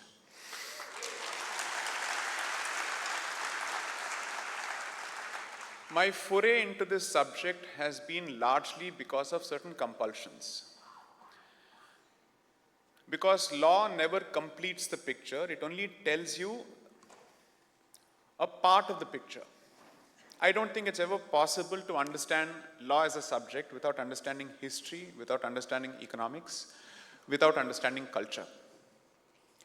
And that's precisely why, and this is not an attempt to sell the books, this is precisely why I've tried to approach that subject through multiple prisms to try and see how did this cumulative journey translate to some kind of a policy or a legislative approach or a constitutional fiber or fabric as far as Bharat is concerned. That's the entire agenda behind the books. But the more I read history to understand our constitutional journey, I realize that it's impossible for me to talk about Bharat's constitution without talking about its consciousness. That is according to me, that's where the battle is being fought. Politics at best is a topsoil. I think it's perhaps the uppermost layer, and perhaps, and I say this without any attempt at derision or trying to sound derogatory, it is at best a superficial layer. It doesn't complete the picture. It doesn't tell you the entire thing. So if you have to understand Bharat's history, or even Bengal's history for that matter, I think you will have to split and stratify that journey into at least 4 different layers. The political layer is just one aspect of it. Never conflate the political layer with the social layer, because the social layer is the subterranean, let's say, dhara that constantly flows. The third layer, of course, is the metaphysical layer. You cannot make sense of Bharat's history without understanding its metaphysical journey, its social journey, and its political journey, because every Shivaji has needed a Samarth Ramdas. And every Hakka and Bukka has needed a Vidyaranya. So, the hand of the Rishi holds and leads the hand of the Raja, giving him or her the necessary honor codes within which they are supposed to operate. That's been the history of Bharat. That's been the history of Bharat. I'll just go back to what Sri Sanyal has beautifully educated us with for the last 1 hour, and I think it was illuminating. I specifically put a question to Swapanda asking what are the red lines that I'm not supposed to cross here. He said, you have a carte blanche, go ahead, do what you want. So, with his blessings and with hopefully the encouragement of the audience, I'd like to unpack a few uncomfortable aspects of Bharat's history, use a few terms which we think are outlawed, which I don't think have been outlawed yet, fortunately. And allow me to make you a bit uncomfortable, make you squirm in your seats, and see how much I can push you, because that's my job, agent provocateur. Narayana, Narayana. So, who do you think built these ships in the ancient period? Who would have built it? Who had the knowledge for it? Thank you. Thank you for using the word, the Shudras.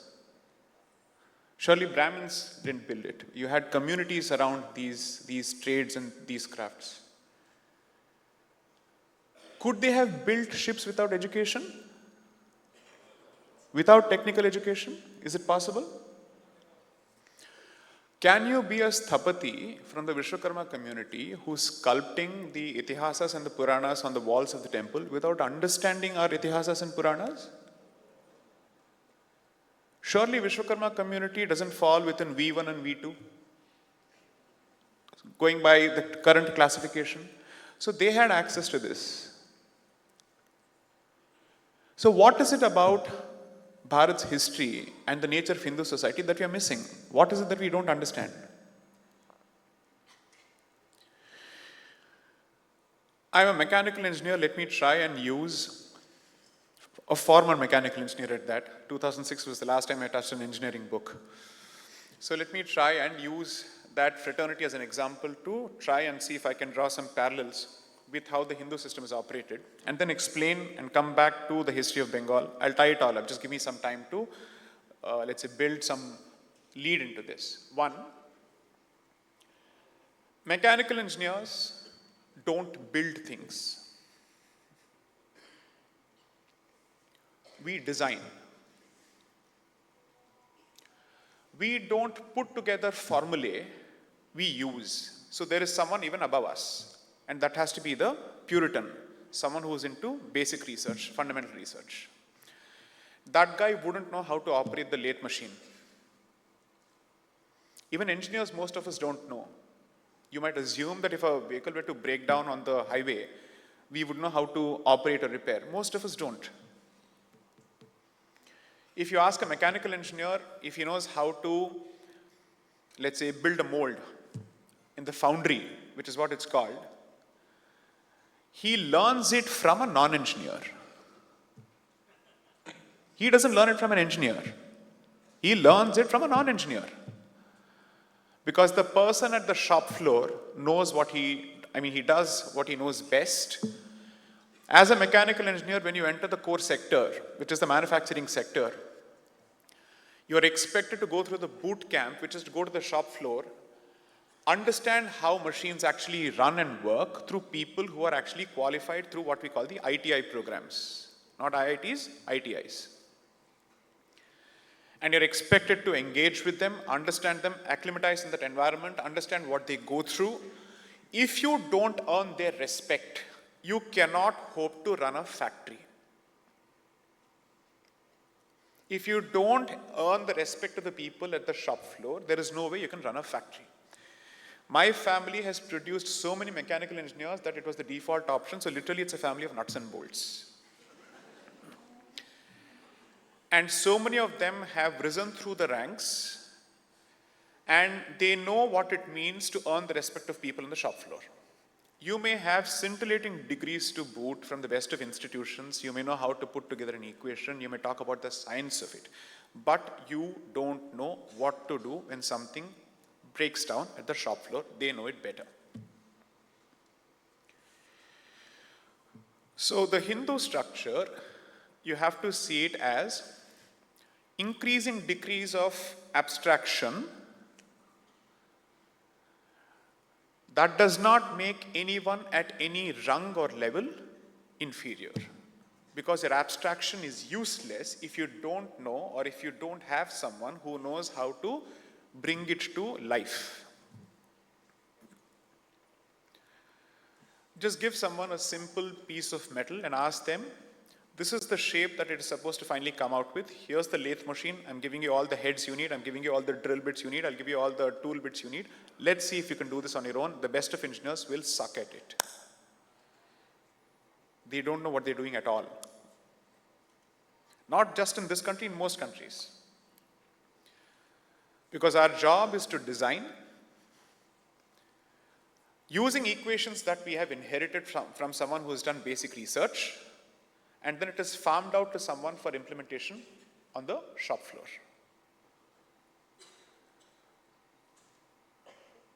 Brahmins may have actually put together schools of mathematics, but its implementation on the ground for actual application was done by non-Brahmins. That's how this society has operated. It is a symbiotic structure where no one jati or varna can exist without the help or the support of the other. And the higher the levels of abstraction, both with respect to, let's say, secular knowledge and religious knowledge, the higher is the obligation on you to maintain purity of character and purity of ritual, both. Chitta Shuddhi along with Shuchi go hand in hand. That is the broad framework or the scheme of the metaphysics of the Sanatana society.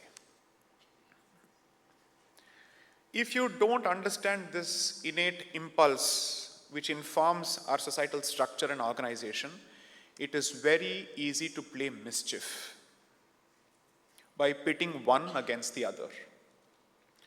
It's as good as pitting the head against the hand, as if the head can do without the hand, and the hand can guide itself without the head.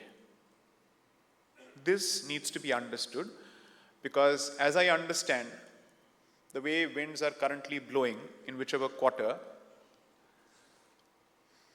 this is going to be the subject of discussion with several forces within and without trying to poison this crucible and this cauldron. And this needs to go out in as many languages as possible, at every level as possible, so that we protect and preserve ourselves from implosion and explosion both.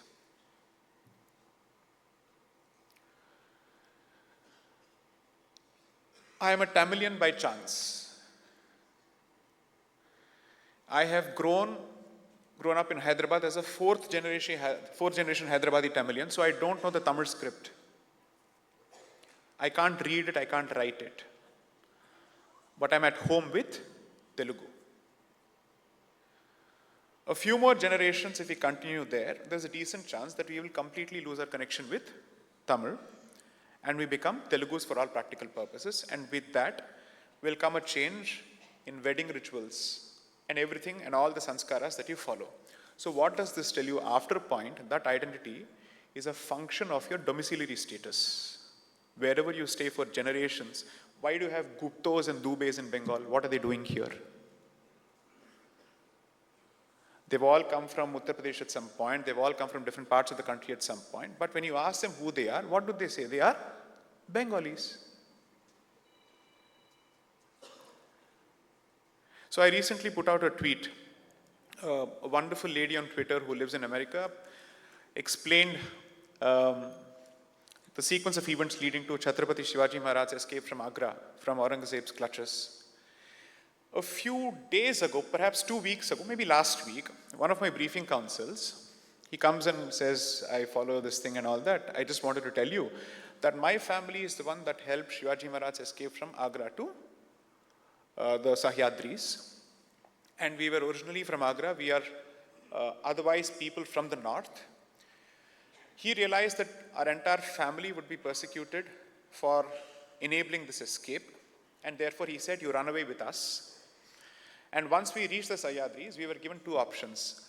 Here is this fort called Salher. Here is the fort called Mulher. Choose one of these two. They chose Mulher and their surnames have become Mulherkar. And what is the language that their extended family speaks? Marathi. 400 years ago or 300 years ago, they wouldn't have spoken Marathi. Take the example of Sri Krishna Deva Raya.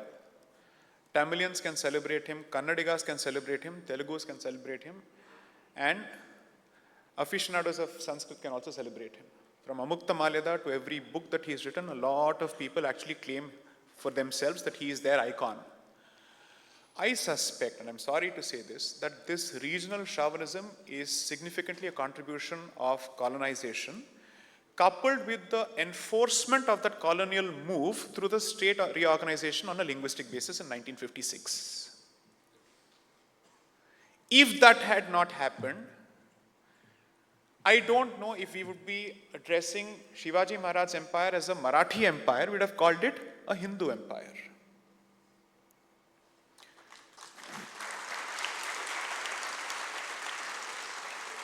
there is a decent chance that we wouldn't be fighting for icons and imputing regional labels to them, but for the colonial experience. Not but for the Islamic invasions, but for the colonial experience, which means prior to that and until that point, you hadn't lost your sense of who you were, and you had not decided to divide yourselves on linguistic lines or regional lines. Sri Tyagaraja comes from Tiruvayar in Tamil Nadu. All his songs are, at least most of them, his kritis are composed in Telugu. He comes from the Kaveri belt. He comes from what we call the Bhagavatar lineage. But today, Carnatic music is associated the most with which state? Where is the music festival every year during winter season? It's in Tamil Nadu. It's not in Karnataka. It's not in Andhra, or even divided Andhra Pradesh, which you know as Telangana and Andhra Pradesh. The world over, people come from all parts of the world only to attend to this music festival in Tamil Nadu, including contingents of Japanese. Some of the photographers who have actually come, I recently shared a video of a Japanese gentleman who knows the ragas by now, who speaks Tamil by now, whose only job during this festival is to come to Tamil Nadu to be a photographer for each of these kacheris or these concerts or performances. What I'm perhaps trying to tell you is, my message of decolonization has been misunderstood, distorted, sometimes either unintentionally or with motivation. But the point is not to push xenophobia, but the point is to unplug ourselves from the matrix that we have injected ourselves into. Once upon a time, out of sheer compulsion, and now out of choice. To try and say that I don't think there is something called as Bengali history. I'm sorry to say this. I think there is a history of Hindus in Bengal. That's how I see it.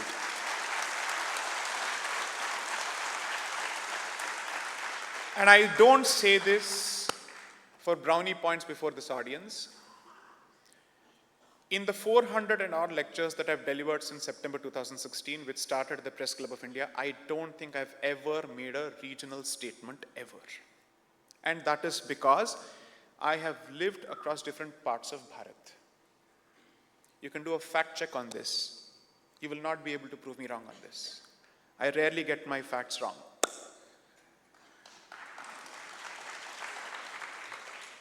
At the age of 16, I'm out of Hyderabad. Sorry, Urf, Bhagyanagar.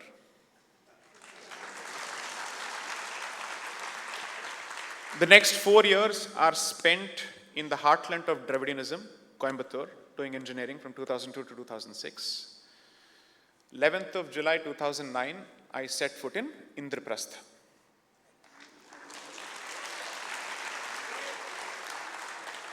I have spent close to a decade there, 16, 17 years in Delhi, which I think is named after Maharaja Dilu. I am fairly comfortable with Hindustani, which is a Mishrit Bhasha. I'm fairly okay with Klisht Hindi.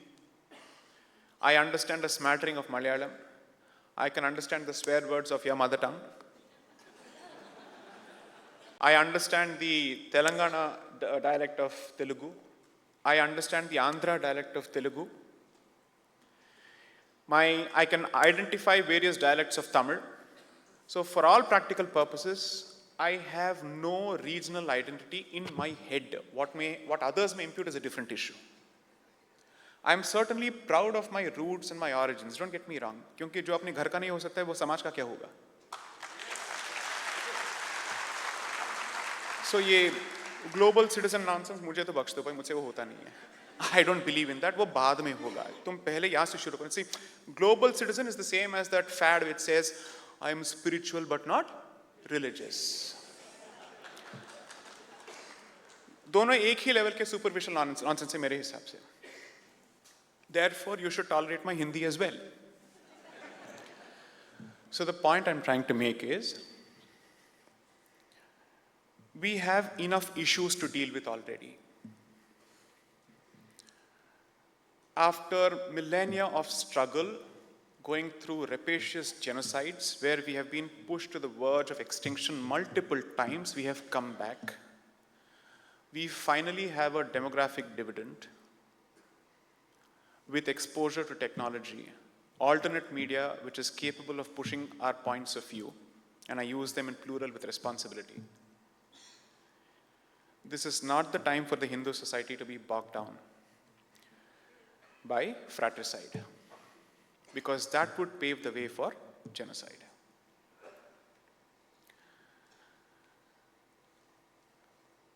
One of the reasons that I started off by discussing the history of Hindutva in Bharat, in Bengal, in the 19th century,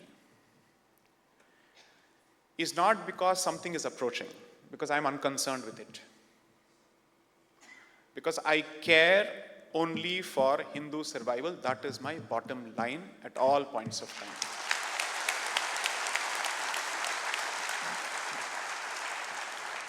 I have no interest in overtly or subliminally dictating your electoral choices at the hustings. That is your prerogative, that's your constitutional right, and you don't need to disclose this to anybody else. The attempt here is to convey to the rest of the world, especially those who write off two categories of Hindus, Bengali Hindus and Kerala Hindus, don't make that mistake. Please don't do that. That is wrong.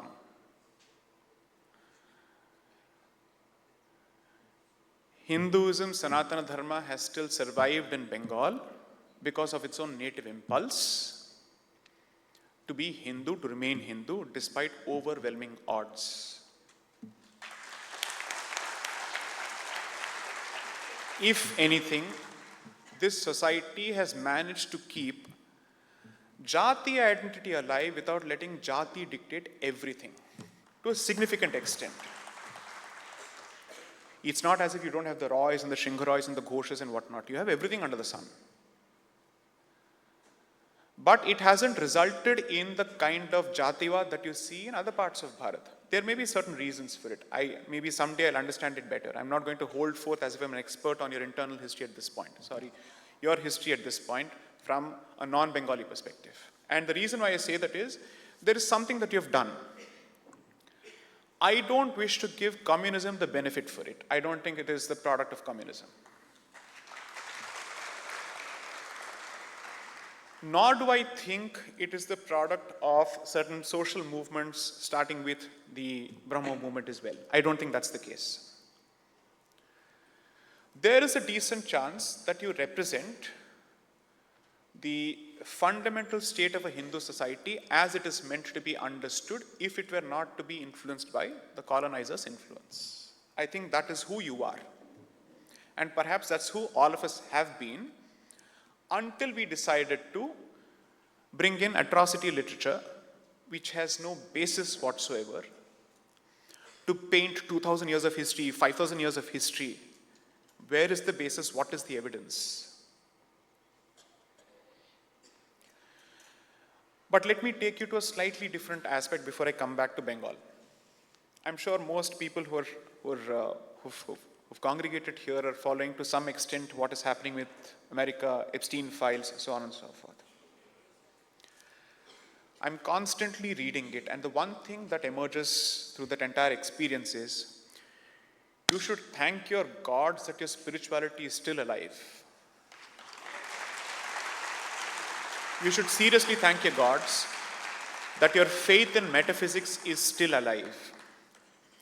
Because the big picture that's emanating from that entire scene that meets the eye is that you have a bunch of super elites where the rich and the powerful congregate. They choose to deprive you of your fundamental cultural and religious moorings, make you dependent on them, which is corporations and politics. And this comes from a hardcore non-communist. I don't have a problem with wealth creation. Please don't get me wrong. And ultimately, that society where every individual has been atomized to the core is left with no survival mechanisms or devices to protect his mind space. And that mind space has become the battleground for all and sundry. From pharmaceutical corporations to social media organizations to politicians, to the extent you don't know what is fact and what is fiction anymore.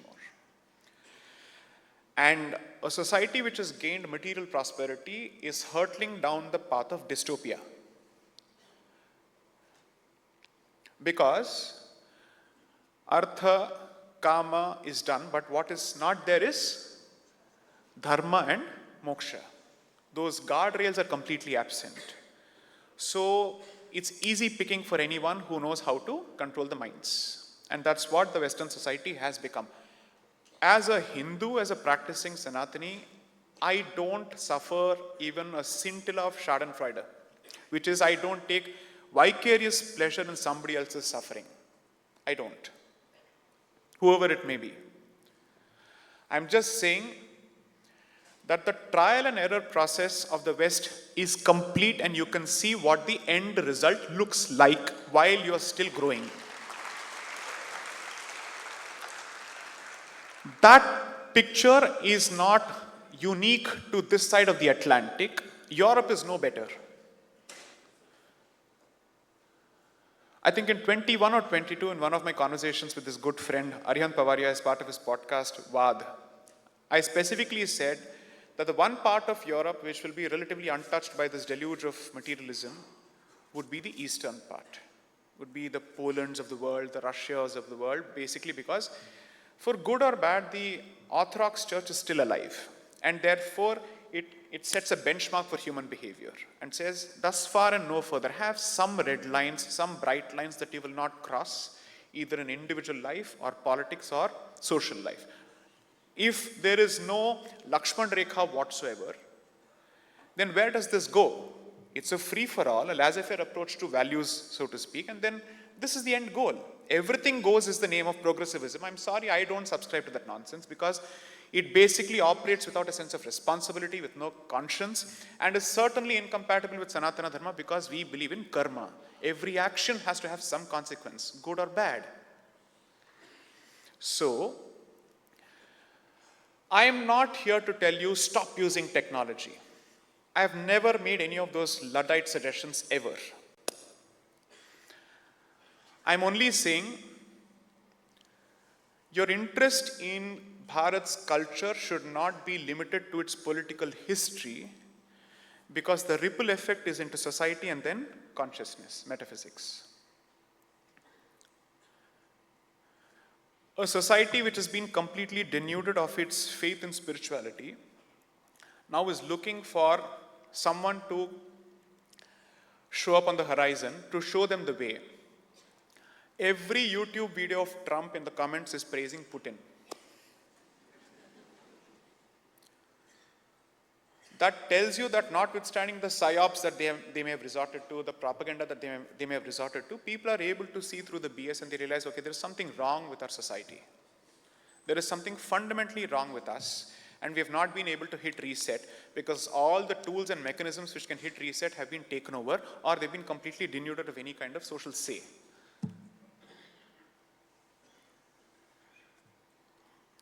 My look at Bharat's history or any part of it or any region or cross-section of it is not meant to be an archival study. I'm just saying, so recently I've been described as someone who's constantly going around with the hammer of decolonization looking for a nail. Which is to say that you're only presenting the problem statement, but where is the solution? I'm saying some of the solutions which lie in the past are not palatable to you. And those solutions which you can even perhaps adapt, morph, apply to your current circumstances, there is a mental barrier in the audience. Therefore, I need to unplug the audience from the matrix that it has been pushed into before it can start seeing the value of those solutions.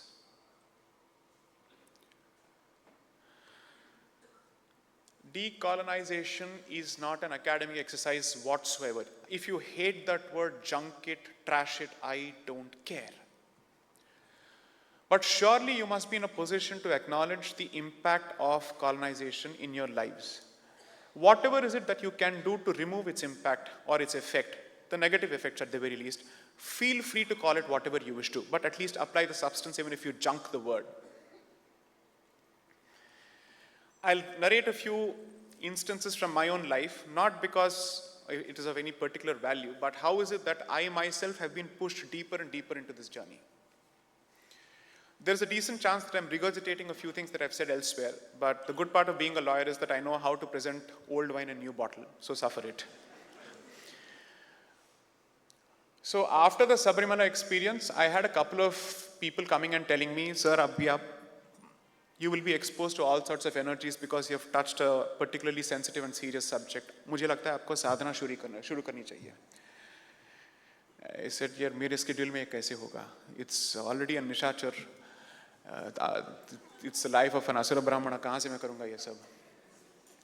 And given my energy and aggression, मैं एक जगह पे बैठ नहीं सकता. ये साधना किस नाम की चीज़ है? ये कौन सी लड़की है? I don't know. So with time I realized, and there was a phase, I think between 2018 and 2021-22, when I was pulled into these lecture circuits despite my practice commitments. And after a point, I unplugged out of it only to ask myself, what is this leading to? What is the impact? What is the actual value add to anyone? The good part is, I was able to share my own journey and my learnings with the people who bothered to listen. And in the process, I realized that topics which were hitherto untouchable, pun unintended, and issues which couldn't have been broached, I'm able to finally talk about it. Because the one word that has completely been pixelated out of social conversations and public conversations is consciousness. Because one of the things that we don't understand about secularism is that we always see it only from a political lens. Secularism means the state will maintain a distance from one particular religion, or it'll have a hands-off approach to certain religious institutions. But the one thing that it does is that any discussion about metaphysics in public discourse is to be treated as an ornamental discourse which is compartmentalized. It has no relationship with politics. It has no relationship with social discourse whatsoever. That is the impact of secularism. It tells you, sorry, spirituality is different and Rozmarra ki jo zindagi hai, wo alag hai. These two cannot collide. They don't need to collide. They exist in, let's say, watertight compartments, in silos and walled gardens. That's effectively what we've understood. My realization is, in my view, and I'm not putting forth a conspiracy theory, I think more and more the files are released, this much has become clear. It has been a conscious attempt to empty our heads of these important layers, these filters. It has been a designed approach, a targeted approach to remove those filters from our heads. And the mind is a vessel which can never remain empty. So it boils down to one simple question. Do you wish to fill it with gold, or do you want garbage to rush in? That's the only question that you have to ask. Now that gold has been emptied out from your head in the name of Jati, Manuvadi, Brahmanvadi, this and that, it is now open to all sorts of, let's say, nefarious influences. Therefore, your state is an important example in that poor context. So allow me to say this with some degree of responsibility. The social movements and the religious movements, or the reform movements of the 19th century, had two impacts. First, it told you ritual was not necessary, plus it was bad, and ritual is equal to superstition. That was the first wave which changed Bengali Hindu consciousness. The second wave said, anyone who holds the power over ritual, or who teaches you ritual, is wielding a tool of social oppression and exploitation. Therefore, those who could actually give you some kind of guidance were removed from the equation altogether because they had been villainized, as opposed to being celebrated, valorized, encouraged, whichever way you see it. And I'm not referring to one particular varna or jati. I'm just talking of those people who were in a position to offer cultural, spiritual, and thought leadership to Hindus. Then the third wave said, we are in this daridra condition because of our polytheism. and because of our diversity. Therefore, let us now prove the worth of the religion of our ancestors on the anvils of the colonizers' religion. Therefore, let us also show we are also no different from monotheistic faiths. And then started an attempt to recraft Sanatana Dharma on monotheistic lines. A polytheistic tradition is then force-fit into a monotheistic tradition without realizing we follow both monotheism in consciousness and polytheism in expression. That is what we do. Ultimately, it may be Brahman, and then you have Devatas. So that layer effectively decides that, you know what, how do I make my religion cool for the West or acceptable to the West, as if we have a duty to do that. You take it or leave it, I don't care. That degree of shamelessness does not exist. So that attempt led to what I call massive infusion of Protestantism into Hindu thought, wherein you're looking for villains in all priestly positions. I'm sure everybody suffers from human frailty. But is that proof of systemic failure? I don't know. Because I can't think of a single system where you can't find one person or a group of people who have failed the system or have not been able to live up to the standards of the system. That shows nothing. Second, once this is done, it sets the tone for saying, ritual is superstition, this is oppression, therefore I reject it. Okay, what are you replacing it with? What exactly are you replacing it with? In my view, that created the most fertile ground possible for communism.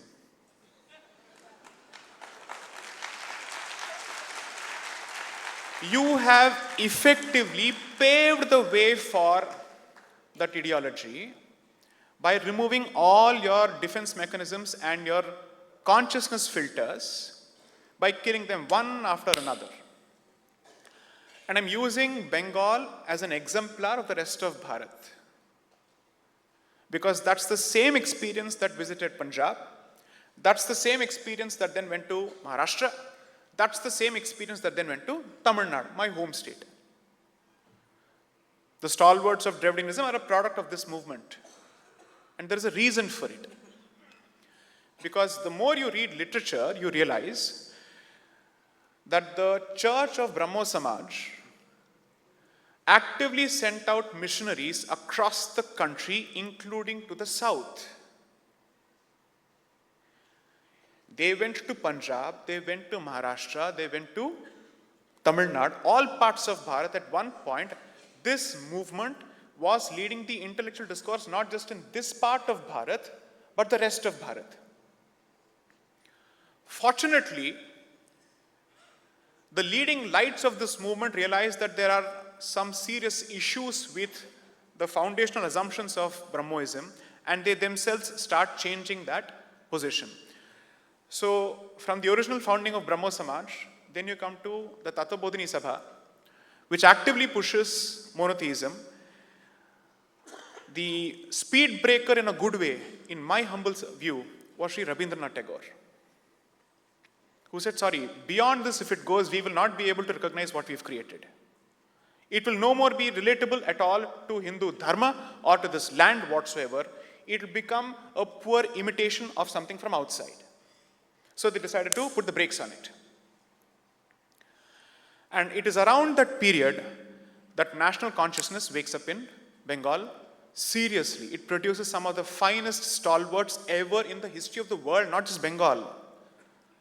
Because they had the confidence and the conviction to take on the empire at its peak, intellectually and militarily.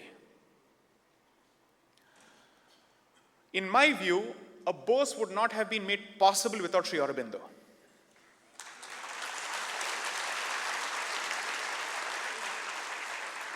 They may not be Samkaleen, they may have spoken, they may not have spoken, but the ambience and the atmospherics that was created or were created made it possible for someone else to take the torch from there on, take the baton from there on, and move forward.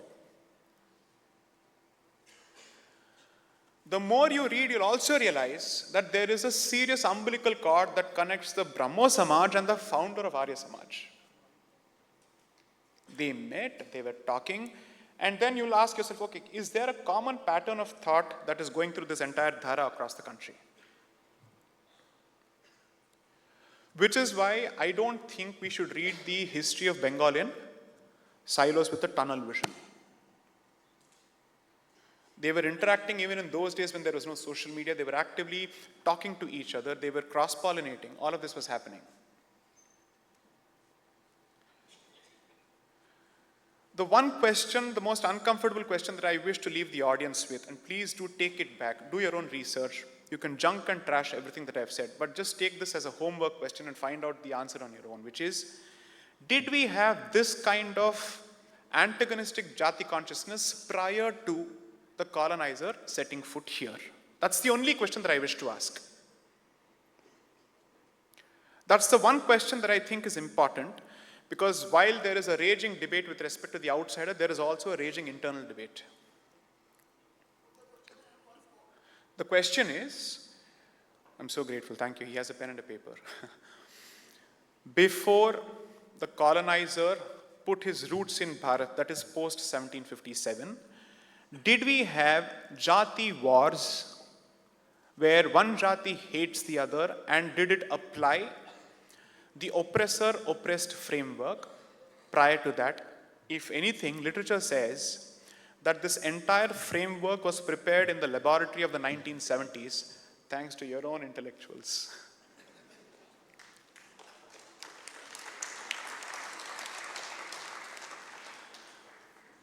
You have given the problem. I'm happy to submit that you have the antidote as well to that problem. There is a wonderful book written on the history of Brahmo Samaj by this gentleman called David Kopf, K-O-P-F. That book is a wonderful resource to understand the psychology and the backgrounds of the leaders of Brahmo Samaj.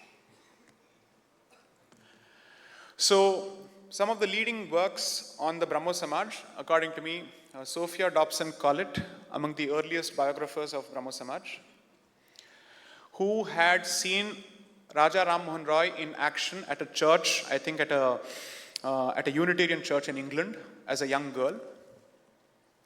Her work she hands over to Shivanath Shastri, who subsequently becomes one of the leaders of the Sadharan Brahmo Samaj, along with, I think, Devedranath Tagore, or maybe Keshav Chandra Sen, I don't know, one of these two. His work is the next book that you have to read.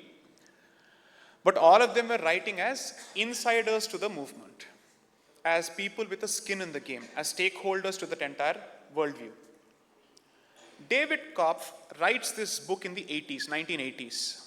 And he says, and the best part is he reads translations from Bengali libraries. He pulls out material that was not previously available. He pulls it all out and he says, my sense is this was a confused lot,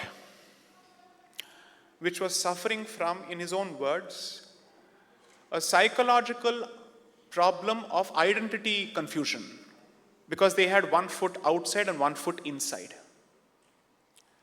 So his entire question was, how do I make sense of these people who were coming from the Kulian Brahmin families, who were coming from hardcore Vaishnavite families, and how do I make sense of their love for Unitarian Christianity? What explains this? And why would they want to recraft and remold their own faith in the mold of the other, especially in the mold of the religion of the colonizer? Why would they do this? You can read the book, but in my view, the introduction of the preface to the book contains about 3 or 4 scintillating, incisive and educative paragraphs where he does a brilliant analysis of what he thought was driving them. Read that. Please do read that. And this book is commonly available on most pirated websites. So you should be able to read it. Comes from an IP lawyer, I understand, but whatever works. But please do read it. Now what is happening and why I think this audience has been made possible, apart from the brilliant efforts of stalwarts like Sri Swapan Das Gupta, is that Kal Chakra phir se ghoom chuka hai.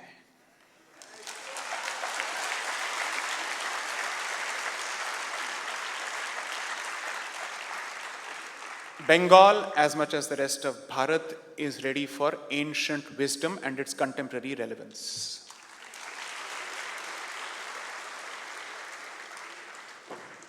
I am not someone who suffers from pre-industrial nostalgia. It's like, oh, good old days, let's go back to go charate hain, ye karte hain, wo karte hain.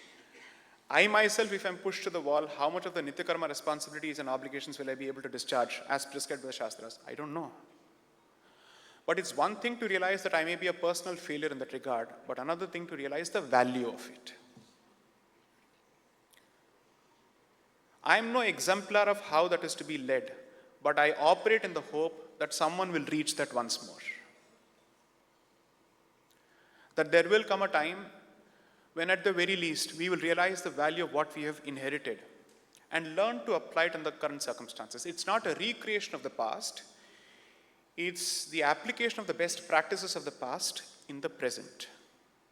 And that's what people don't realize when I speak of decolonization. There is a lot that we shed tears over the destruction of the physical structure called temple. We should, because they were and they remain energy centers, yes. But I would weep more over the loss of the mind that could think of the Shastra behind the consecration of the temple. Because that is knowledge. You can recreate a physical structure, but putting together and reconstructing that knowledge system is very, very difficult. How many shakhas of Vedas have been lost? We don't know. How many yajnas have been lost? We don't know. How many existing practitioners of Somayagam still exist? We don't know. Someday we'll realize that some German or some Russian is actually practicing this in some other part of the world. And not here. Because they have understood the value and they're taking it up.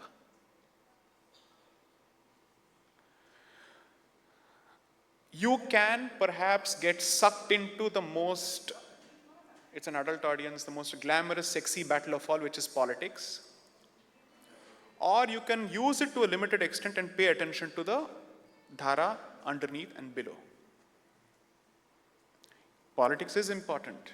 Of course it's important. Otherwise, the route from airport to Taj Bengal is full of blue and white.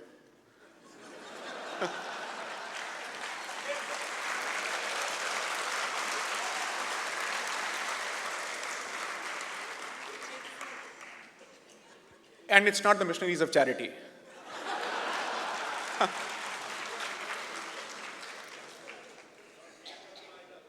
So, it's unfortunate that some colors have become representative of certain minds. I can't help it. But I am trying to say that why is Rajadharma important?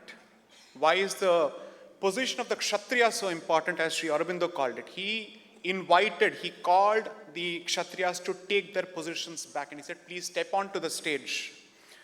Because you have inherited generations of ruling and governance. And you're the only one who has the ability to wield the sword, which makes the practice of dharma possible.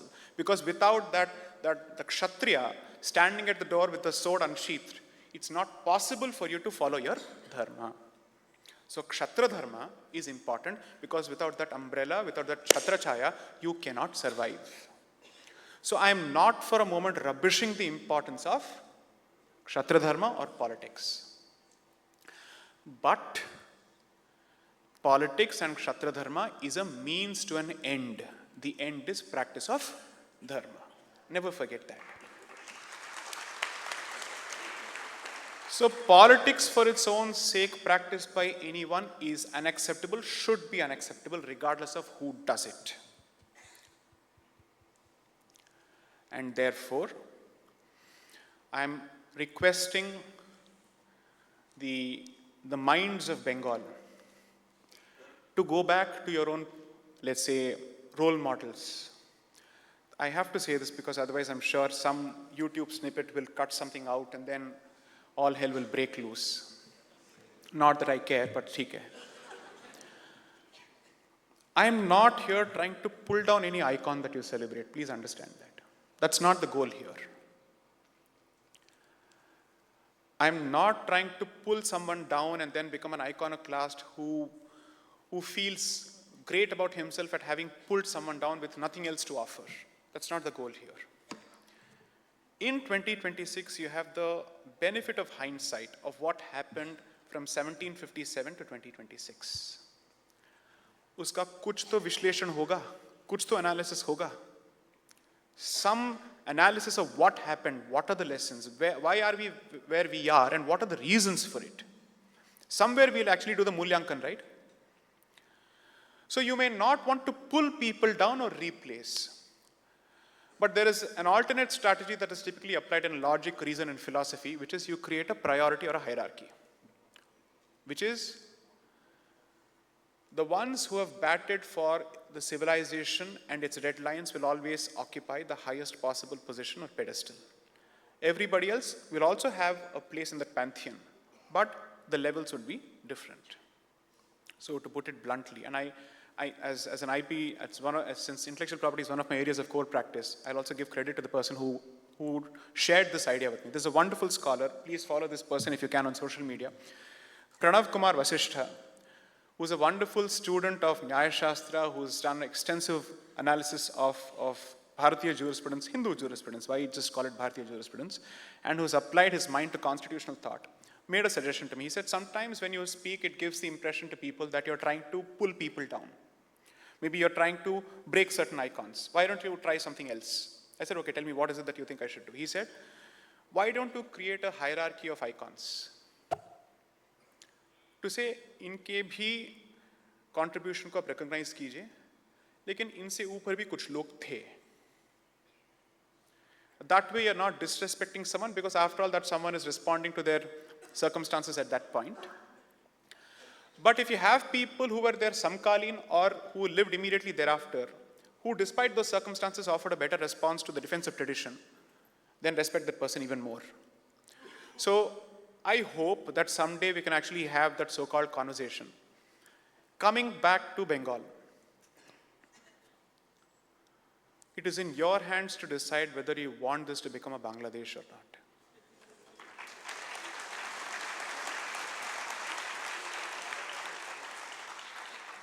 Already Dhakeshwari's land is being encroached for residential buildings. Chandranath Mandir sees regular encroachment.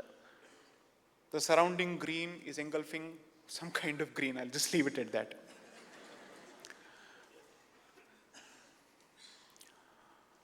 At some stage, all this philosophical farrago has to have a practical consequence, and that is, in the interest of dharma, protect your turf, protect your territory.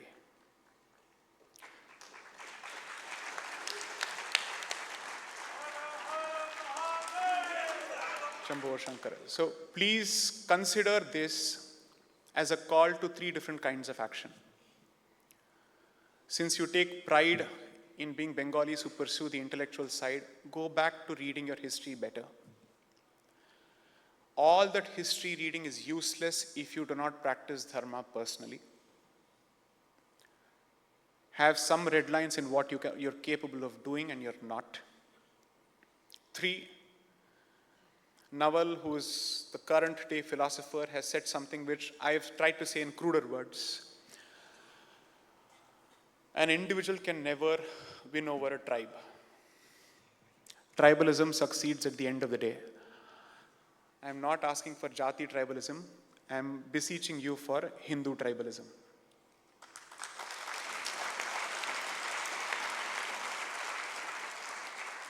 If we don't band together, we will be picked apart one by one. 3, as much as you may want to see yourself as a community of Bhudraloks or whatever that is, you have produced some of the finest Kshatriyas who have given the best of resistances known to world history. Don't forget that. Intellect and martial spirit are not necessarily mutually exclusive. They can go hand in hand, because at the end of the day, as Adi Shankara says, Shastra needs Shastra and Shastra needs Shastra to govern it.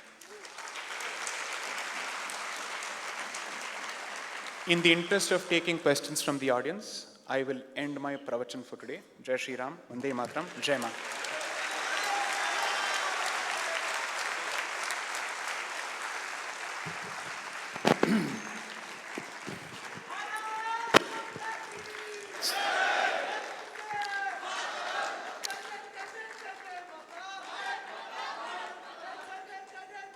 Okay. Someone asked me a few months ago, how is it that someone like Sai became a senior advocate before he turned 40? Now I think I know the answer. We've seen a visible both these presentations have been about rediscovery, reassessing, and once again coming to terms with our own inheritance. There are loads of questions which come up from this, and both of them have agreed to take a few questions. So I know time is slightly rationed, but we'd love to have a few questions. Vishajit, if you could. Are there questions? Okay, since the first row was jumped at the opportunity, may I ask Tathagata Roy, former governor of Tripura and somewhere else. Meghalaya, sorry. Bring the mics. And Vishajit, please. My question is to J. Sai Deepak for an extremely illuminating speech. And it has touched so many angles that I don't know which one to touch. But I'll just zero in on one thing. You know, I wasn't aware that you were originally, you had trained as an engineer and eventually became a lawyer. As a matter of fact, that had happened to me also. I also got into politics, began as an engineer, got into politics, and the rest is not much to talk about. Now, I have one question about this duality, that it is said that engineers tend to think in binary terms. And I don't know with what justification. And it is also said that people like, for instance, Osama bin Laden or Sukarno or few others here and there, they began life as an engineer. In fact, Hitler began life as an architect or a painter, which is not quite the same as an engineer. But my question to you, I can't put it as succinctly as you would have done, but my question is, to what extent has your training as an engineer colored your trend of thinking, extremely deep thinking, and brought you to this intellectual level? Thank you. Okay, we'll club a few questions together. There's a gentleman there. I don't know, I can't really see upstairs, so maybe you'll forgive me if I... Okay. Thank you so much. Should I go ahead? Korbo. Mike. Mike is here with me. Am I audible? Okay, Sir, where am I are you? audible on stage? Okay. Thank you, Mr. Deepak Sai, for a very inspiring speech. One of my suggestions is to improve the various languages. Why we are not going for a script portability? Script portability. Just like we are, suppose you are a Tamilian, but staying in Hyderabad, you are more conversant with Telugu and the Telugu script. So why you will not read Telugu literature or Tamil literature and writings in Telugu scripts? Because in India, in all the languages, right from Bengali or Telugu or Marathi, they are practically one I think you've made your point. One nation, one script. That's one nation, one script? No. All nations, all script. All languages, all script. All language. And this was done by Subhash Chandra Bose. This was done by Subhash Chandra Bose in INA. in 1942 I think to you made your 44. point. I think you made Namaste, your point. sir. We The must basic take a thing few. is the script Excuse me, sir. Namaste, sir. Jai Shri Ram. I'm here. Sir, this is Devar Shah, a clerk from Indian Army, Goa. I have a question, sir, for both of you. Sir, the result of Epstein files is devastating. It shows that every top organizations in America and entire Europe are infiltrated with those satanic ideological people. But my point is, Bharat is the only country at the time which is churning amounts and amounts of money for the function of the society and the world. That can be seen or observed in the number of soldiers used and killed from our Bharat during the world wars, and that is why even the colonizers arrived our Bharat. One request. So my In the question is, interest of the audience, doesn't our keep the question Bharat short. organizations have people from that society and satanic ideology who are actually operating with all these divide and rule concepts of jati and varna and whatever we see in this present society? Okay, thank you, sir. Right. Next one. My question will be directed to Jai Sai, sir. Let me remind to this house, when the chants of Jai Shri Ram was made in the house, it saw an emulsionating voices were engaged. But the man from the front row, when he said Joy Ma Durga, we saw a noticeable subdue in the resonance. Does this not reflect the gradual distancing of Bengal from its own civilizational and cultural roots? Furthermore, how do you interpret that in contemporary Bengali social art cultural ecosystem, that after the frames ideas of Hindutva, it is something which is seen as external or alienating? What is the ideological currents that have shaped this perception? Why does Bengal appear to be intellectually or politically distinct from the rest of India?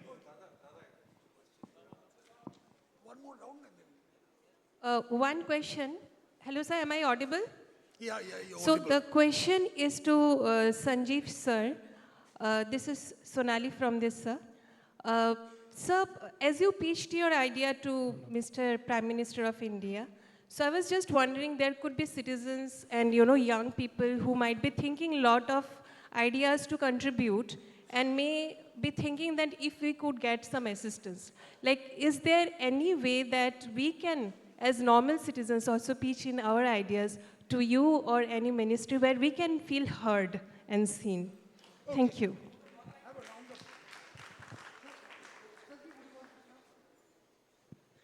Okay, as far as getting your ideas through to the system, well, obviously, the Honorable Prime Minister does like new ideas, and you can send it directly to his office. His email is there. But do be warned that there are literally lakhs of such ideas that are sent up. So the best way to get a chance to get these ideas through are to do two things. First of all, do try to spend some time articulating and thinking through the idea, and if possible, creating some sort of a model or implement it in some way so that that idea has some sort of traction. Way too many ideas are just ideas. I myself get literally every day about 10 emails with some idea about how India should manage its fiscal deficit or the rupee or the banking system and so on. Now, maybe some of them are good ideas, but it's not humanly possible to think through them. But if somebody comes with something where the idea is not only, I don't want a long essay, but has actually tried out that idea somewhere and has demonstrated it, then the likelihood of that idea feeding through, not necessarily directly to the Prime Minister, sometimes that's not possible, but at least to the relevant ministry, and then slowly making its way up is radically higher. So yes, great ideas are good, but even in the case of my ship, I did spend a couple of years thinking the whole thing out. I only gave you a few slides, but I had, by the time I turned up in front of the Honorable Prime Minister, a fully articulated design of what that ship would look like. I hadn't built it, but I knew exactly what I would do if I was allowed to do so and had the resources to do so. So please spend some time, not the first idea that comes to you out. Think through what you have to, take it a few steps such that should senior people in the administration or even in corporate system or whoever find an articulated, well-established, thought-through idea, then, and they want to help you, they find it much, much easier to do so. So that would be the first one. The second one, by the way, on the scripts, by the way, let me say that it is true that all Indian scripts are in some ways interoperable. One way of doing that, by the way, thanks to artificial intelligence, is that these can be made very easily interoperable. In fact, in many, many cases, we will be able to actually do this fairly easily, because even more than reading, sometimes hearing the language is even easier. So we may be moving, thanks to artificial intelligence, some of that may become almost routine within the next 2 to 3 years. That technology already exists.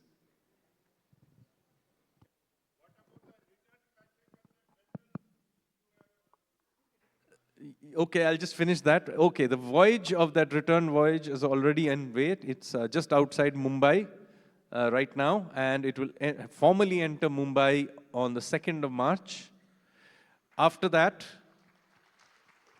we will tow it to Karwar, pull it out of water, and make sure that all the stitching is in okay. And then all kinds of things like barnacles and all that have grown, so they'll have to be scraped off. But if the ship is in good shape, the idea is to take the ship to the other coast, to Odisha, and try and recreate the Bali Yatra, which is the voyage from Konark to the island of Bali in Indonesia.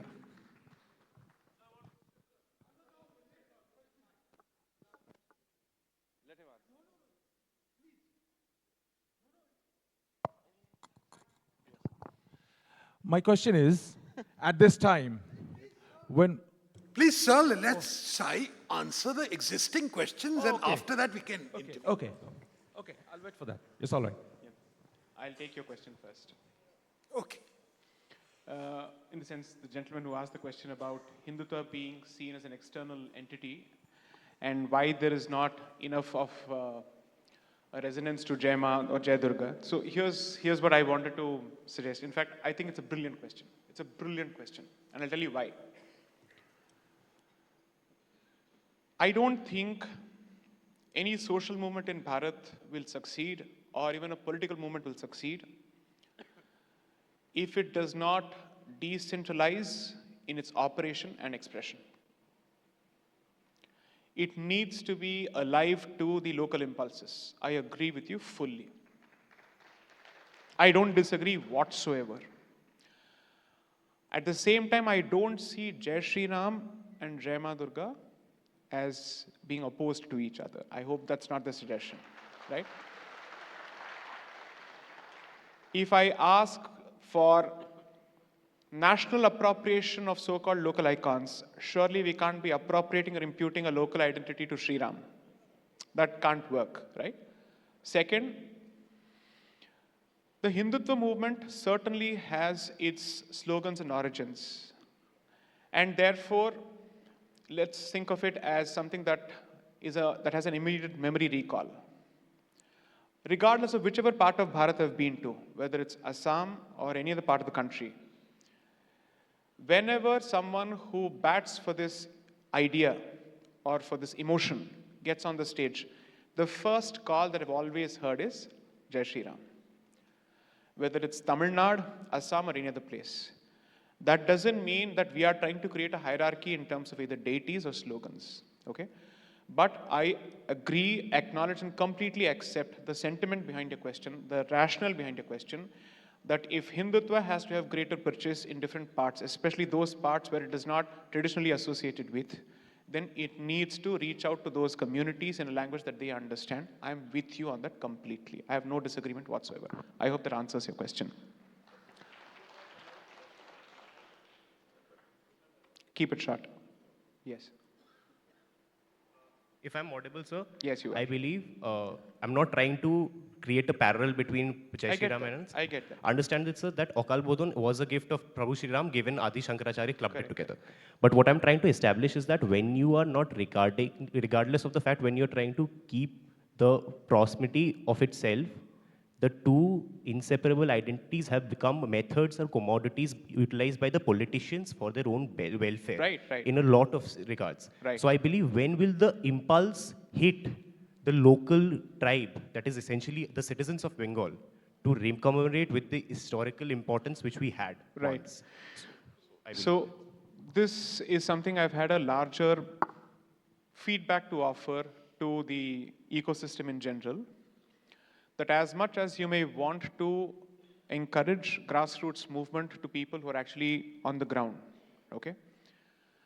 That practice, when not backed by sufficient theoretical grounding and thought invested in terms of the vision that you wish to push, may only take you so far and not beyond.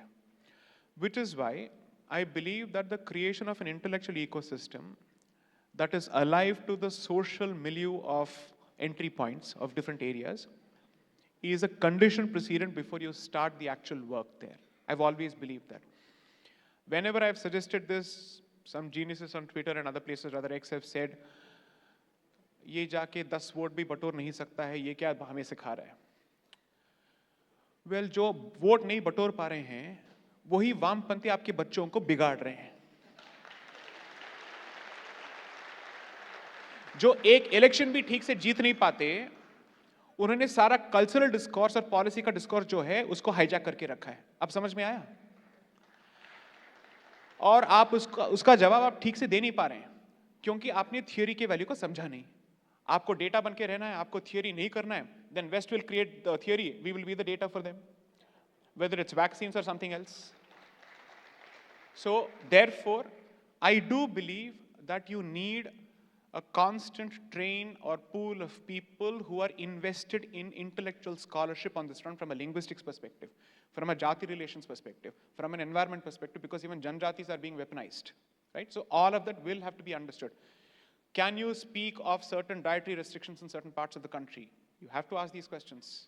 I can't assume that the vegetarianism that informs, let's say, the political discourse of Gujarat is equally valid in Assam.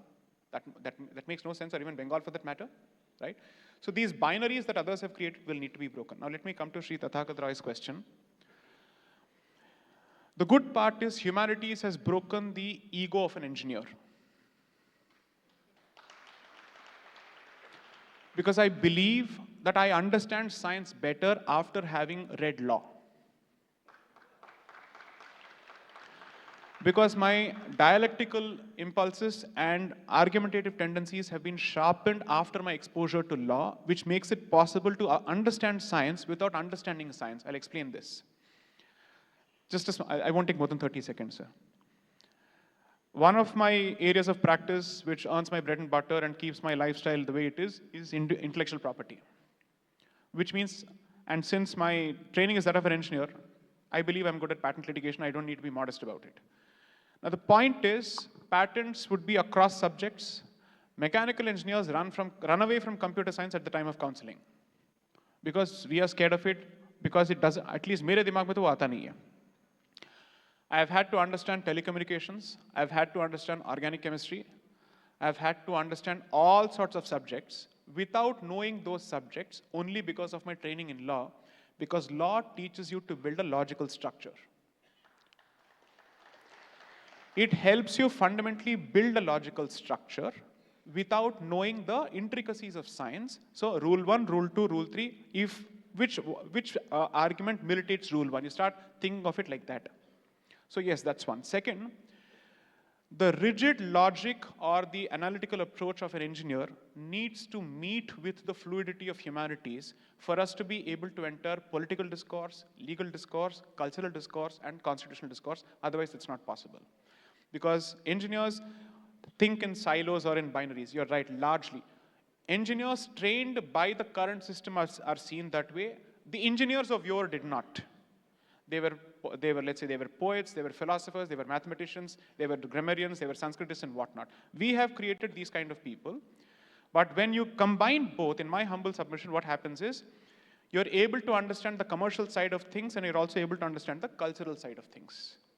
If I had to recraft my own career, I would have gone slightly different, which is I'd have chosen economics, history, mathematics, logic, and language in my undergrad before jumping into law. That's what I would have done, as opposed to going for engineering.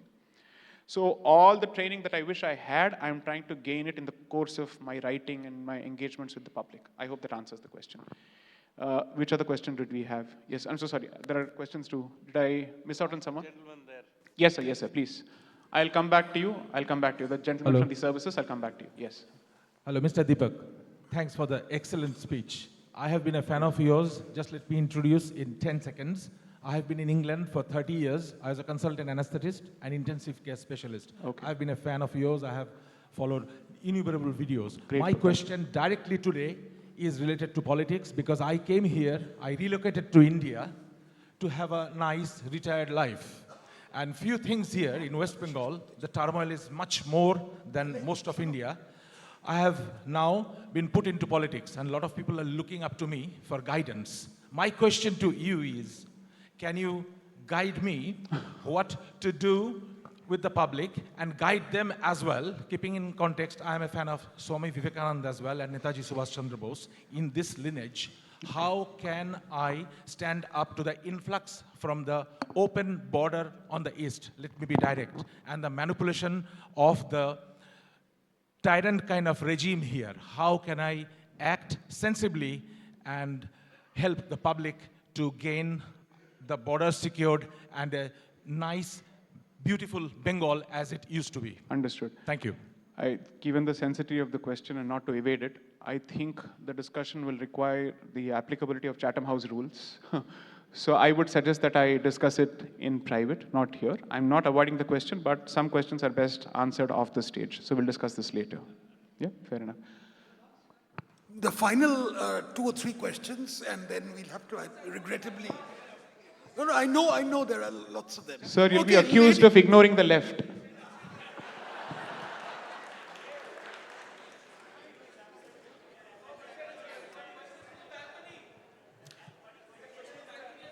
Okay. Namaskar, sir. My question is to J. Sai Deepak, sir. Sir, I'm here, sir. On your right. On your right, sir. Namaskar, sir. Jai Shri Ram. My question is regarding preserving and protection of the cultural and spiritual spaces, more precisely our homelands, which we are losing right now, concerning the demographic change which Bengal is witnessing right now. My only question, sir, is all the intellectual thing which we have taken today, unfortunately, it will surrender before a plate of biryani offered from Haji Ali at a street shop. So my only question is, how do we stop that surrender of the bigger picture to the smaller one?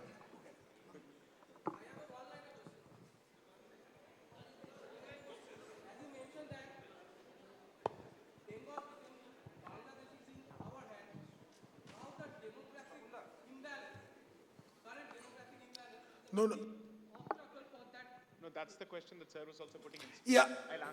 There's someone from the balcony who's been... I have just 2 seconds question.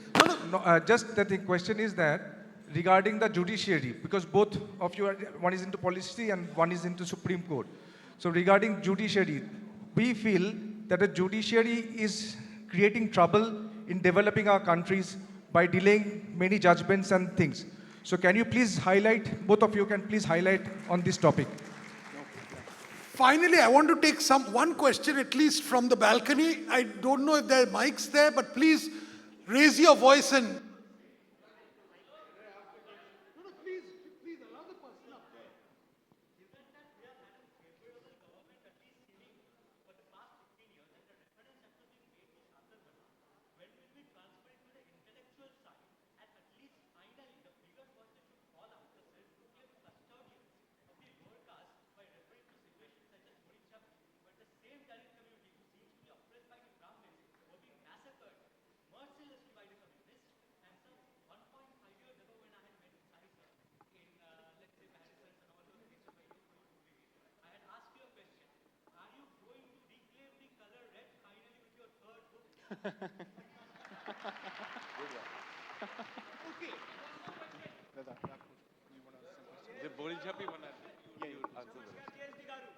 Namaste. Yes, please.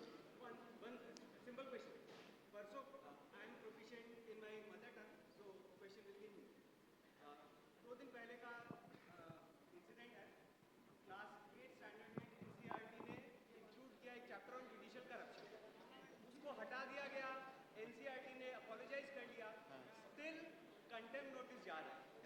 इतना ego क्यों है supreme court? Got it. Okay. No, you answer whichever ones you choose. The ones which need the Chatham House rules can await another day. So, to answer your question, Open Magazine has already put out the tentative title of the third book without my permission. The road from Bharat to India is the title of the book. Okay? And if my memory serves me right, because the number of iterations the title has gone through, it's Colonialities, Cultural Balkanization and Constitutionalism is the subtitle. Okay? 2, the potential color of the book is crimson red. It is. Good, well done. Because it obviously shows the bleeding of the mind and the body both. Okay, so there will be some discussion to that effect. 3, without touching any existing hot potatoes, I just believe that finally the window has opened for certain uncomfortable conversations thanks to the development of January 2026. I'll just leave it at that. Okay?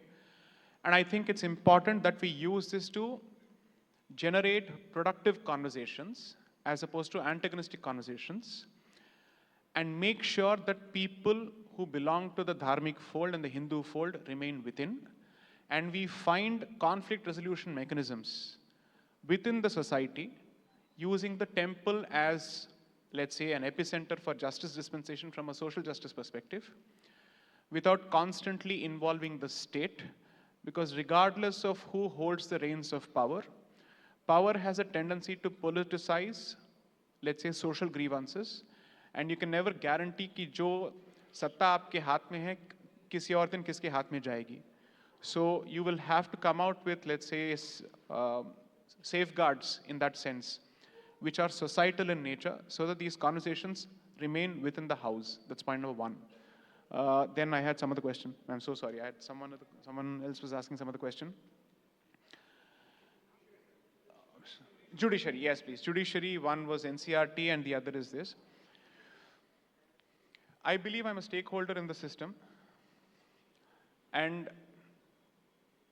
as much as I would like to take pot shots at the system the way others may want to, I believe that there are some real issues as well. There were certain notions that I held earlier, and with time I realized that the system is heavily understaffed. Okay? Second, I also believe that judiciary is not a single institution. We as lawyers believe that there are as many Supreme Courts as there are judges in the Supreme Court, because every mind is different. Okay, so it's not as if merely because people come from the same institution, they necessarily share their views on everything. वो होता नहीं है. Okay? 3, just एक counterfactual या hypothetical आप इसको थोड़ा सोच के देख लीजिए. अगर आपकी सरकार सत्ता में नहीं होती केंद्र में और कोई और सरकार होती, would you not want to have access to the judiciary to at least stop a few things which could be detrimental to the country? ये सोच के चलना कि सत्ता हमारे हाथ में हमेशा होगी, therefore institutional independence को protect करने की जरूरत नहीं है, या फिर उसके खिलाफ बोलना, मेरे हिसाब से it is penny wise and pound foolish. It's not an individual statement, because it was the judiciary that made several judgments possible prior to 2014, exposing several scams, चाहे वो coal scam हो या कुछ और हो. And हवा का रुख जो था वो बदला उसके बाद. So ये भी एक सत्य है. Sorry? So that's exactly what I'm talking about when you talk of delays. If someday, one of my professors was Professor Nandi, who was from the lower judiciary of Bengal, who taught us CPC, Code of Civil Procedure in law school. I think someday you should actually have conversations with members of the district judiciary and others to exactly understand कि system कैसे काम करता है. Okay? I am not saying that the system needs to be defended on every front, let's say on every parameter, but there are some real problems in the system. I'll give you a simple example and I'll leave it at that. The money that every decent or half-decent lawyer makes, perhaps in the 4th or 5th year of practice, outstrips the money that a judge takes home as salary. What is the incentive of any decent practicing litigator to go on the other side of the bench? And how many children, or rather how many families and parents are asking their children to take up law to become judges in district courts as opposed to becoming successful lawyers? आप ये भी पूछ लीजिए. Because at the end of the day, sometimes what you can shop, you'll only end up doing window shopping later. That is the hard reality of it. So you can't cast all your idealistic expectations on one system without asking, they too have a right to make money. So the question is, how are you exactly incentivizing it? Look at the recent statistics. My good friend Anand Ranganathan put out a brilliant statistic. 120 people for a million, 120 judges for a million people is a statistic in America, which is a country with 1/3 of your population, about 300 million. That's about, even today with all the illegal migration, is 450 million, that's 45 crores. We are 1.4 billion. 1 million population के लिए आपके पास कितने judges हैं, sir? और कितने लोग ये बनने के लिए तैयार हैं? So, and do you know, everybody I think is aware of this, that the constitutional ceiling for a government servant's salary is the president's salary. The president's salary, all the emoluments put together, will not cross beyond 15 lakhs per month. Okay. Do you ask any lawyer who's doing decently well in a tier 1 city or even a tier 2 city, that figure will be made within a week. Within a week. Tell us, why would we go there? Realistic questions. If it's a question of money, why would anybody give up this and go and sit there? You please tell me. And Delhi High Court mein, har din, they have to deal with 80 to 100 cases per day. You try listening to two sets of people arguing for only half a day. And then you ask yourself, you have to listen to 160 people split into 80 pairs sitting from 10 to 4 or 10 to 4:30. And it goes sometimes, these days people are sitting until 6 o'clock and 8 o'clock. Judges are sitting even until 8 o'clock. That part people have to realize. There are instances where judges have sat until midnight, and not just because a terrorist is knocking the doors of the Supreme Court. So the point I'm trying to make is, there are some realistic problems which can be fixed, but it will require apportioning of funds and allocation of resources which are not constrained by other systemic issues. Because today if I say, judges की salary को बढ़ा दो, बाकी लोग चुप रहेंगे, बाबूस चुप रहेंगे, teachers चुप रहेंगे, bureaucrats चुप रहेंगे, then obviously this is going to translate to deeper pockets on the part of the state. So one of the fundamental things that most developed countries do, don't compare yourself with an America, you'll never be an America. Compare yourself with Germany, Israel, Korea, smaller countries, or Japan for that matter, is what can we do to incentivize this? Or even Singapore for that matter. The judge of the Chief Justice of the Singapore Supreme Court makes much more money than the Chief Justice of India. Or even politicians for that matter.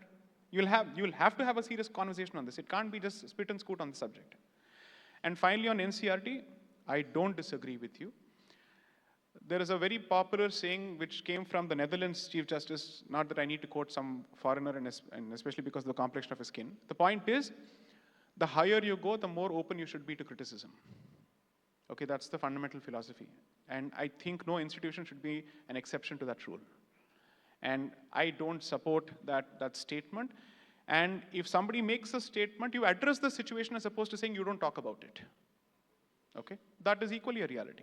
I'll leave it at that. Sanjeev, I will answer the question on Morijjabi. You see, I grew up in Kolkata. When Morijjabi massacre happened, I think it was 1979, right? I was 8 years old. So it happened within 100 kilometers of where I was growing up at that time. I happened to live in a government colony. Many of those who carried out that massacre or abetted to it and later suppressed the memory of that massacre actually lived in and around where I lived. So I actually personally knew those people. I still am in a WhatsApp group with their kids. And yet I had absolutely no idea that such a massacre had happened.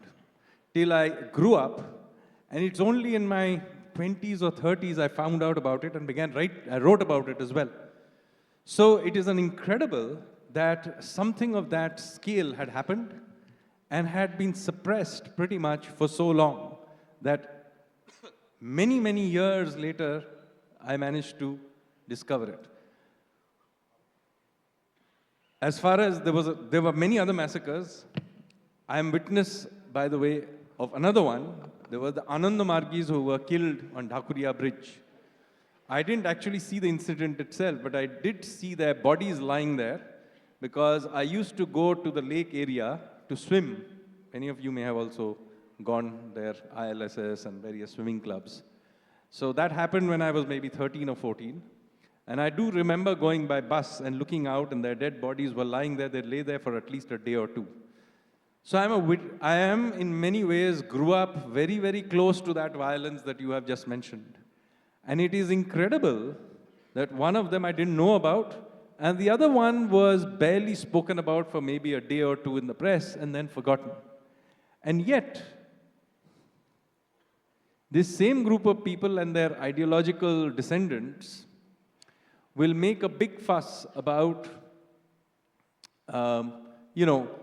some argument, or somebody has refused to rent out something to somebody, and make that as being such a big fuss. I'm not saying those other things are right, but I'm just telling you why, and this is something that Sai also said, that the control of intellectual spaces by those belonging to various shades of the left, you have to grant them the fact that they were able to do it for so long and continue to do it. I'll give you the example, for example, of Bhagat Singh. Okay? Bhagat Singh was undoubtedly a patriot. He gave his life. This is not really about Bhagat Singh himself. But it is quite incredible that while you celebrate Bhagat Singh, there were two other people who died on the same day for exactly the same reason, and most of you will not be able to name them. Why? The reason for it is a very simple one.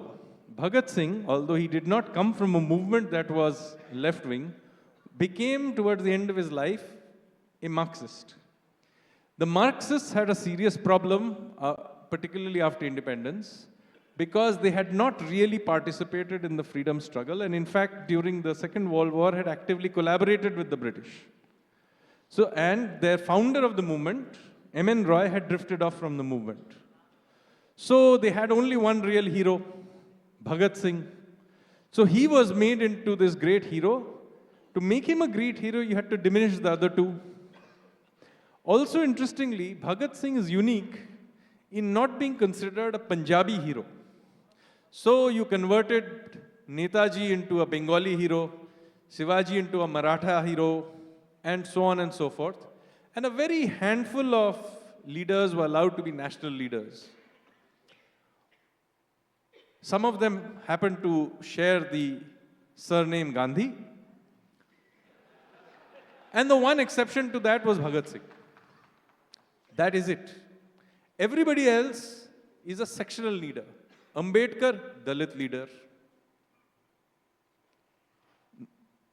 Aurobindo, not even a leader, he's a saint. Raj Bihari Bose, completely forgotten.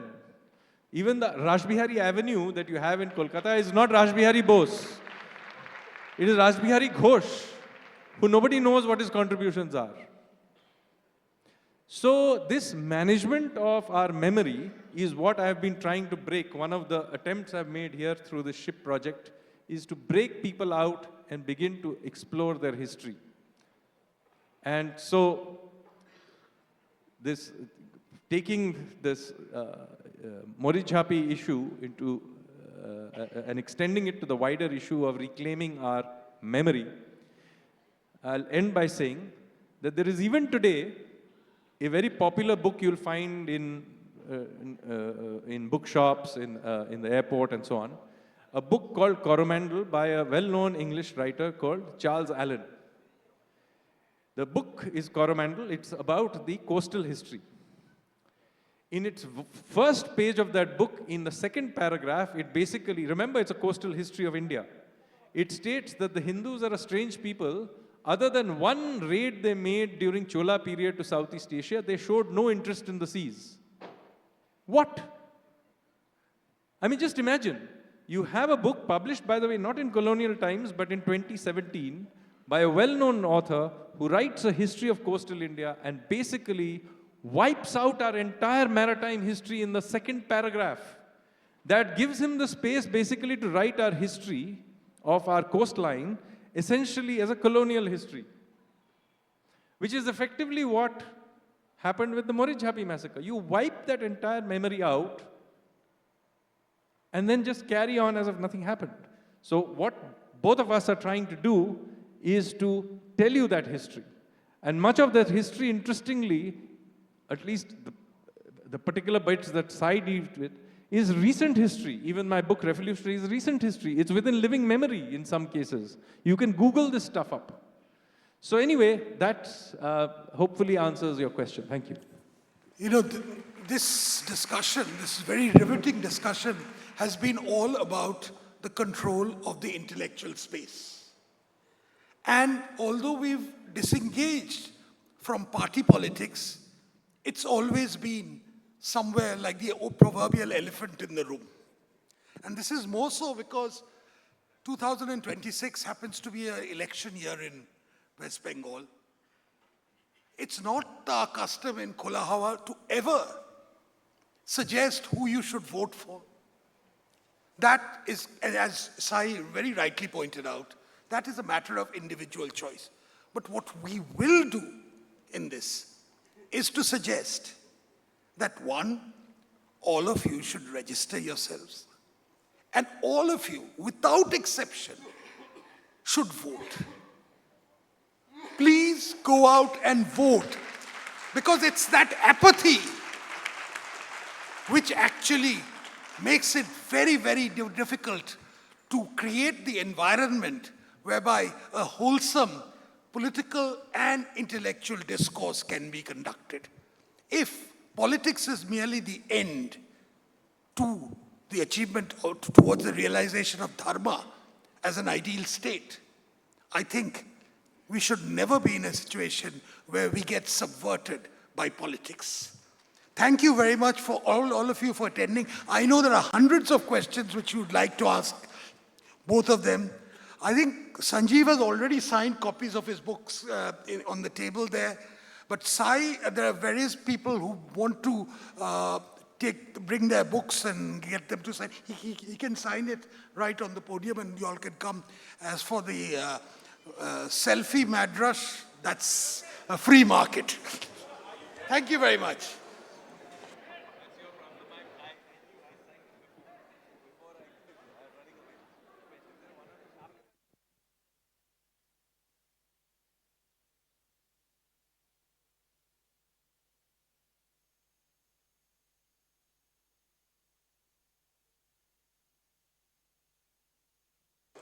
I think I signed most of my book outside, but if there are any left, I'll do it. Yeah, I'm happy to sign those as well. But most of my books, I think I've signed.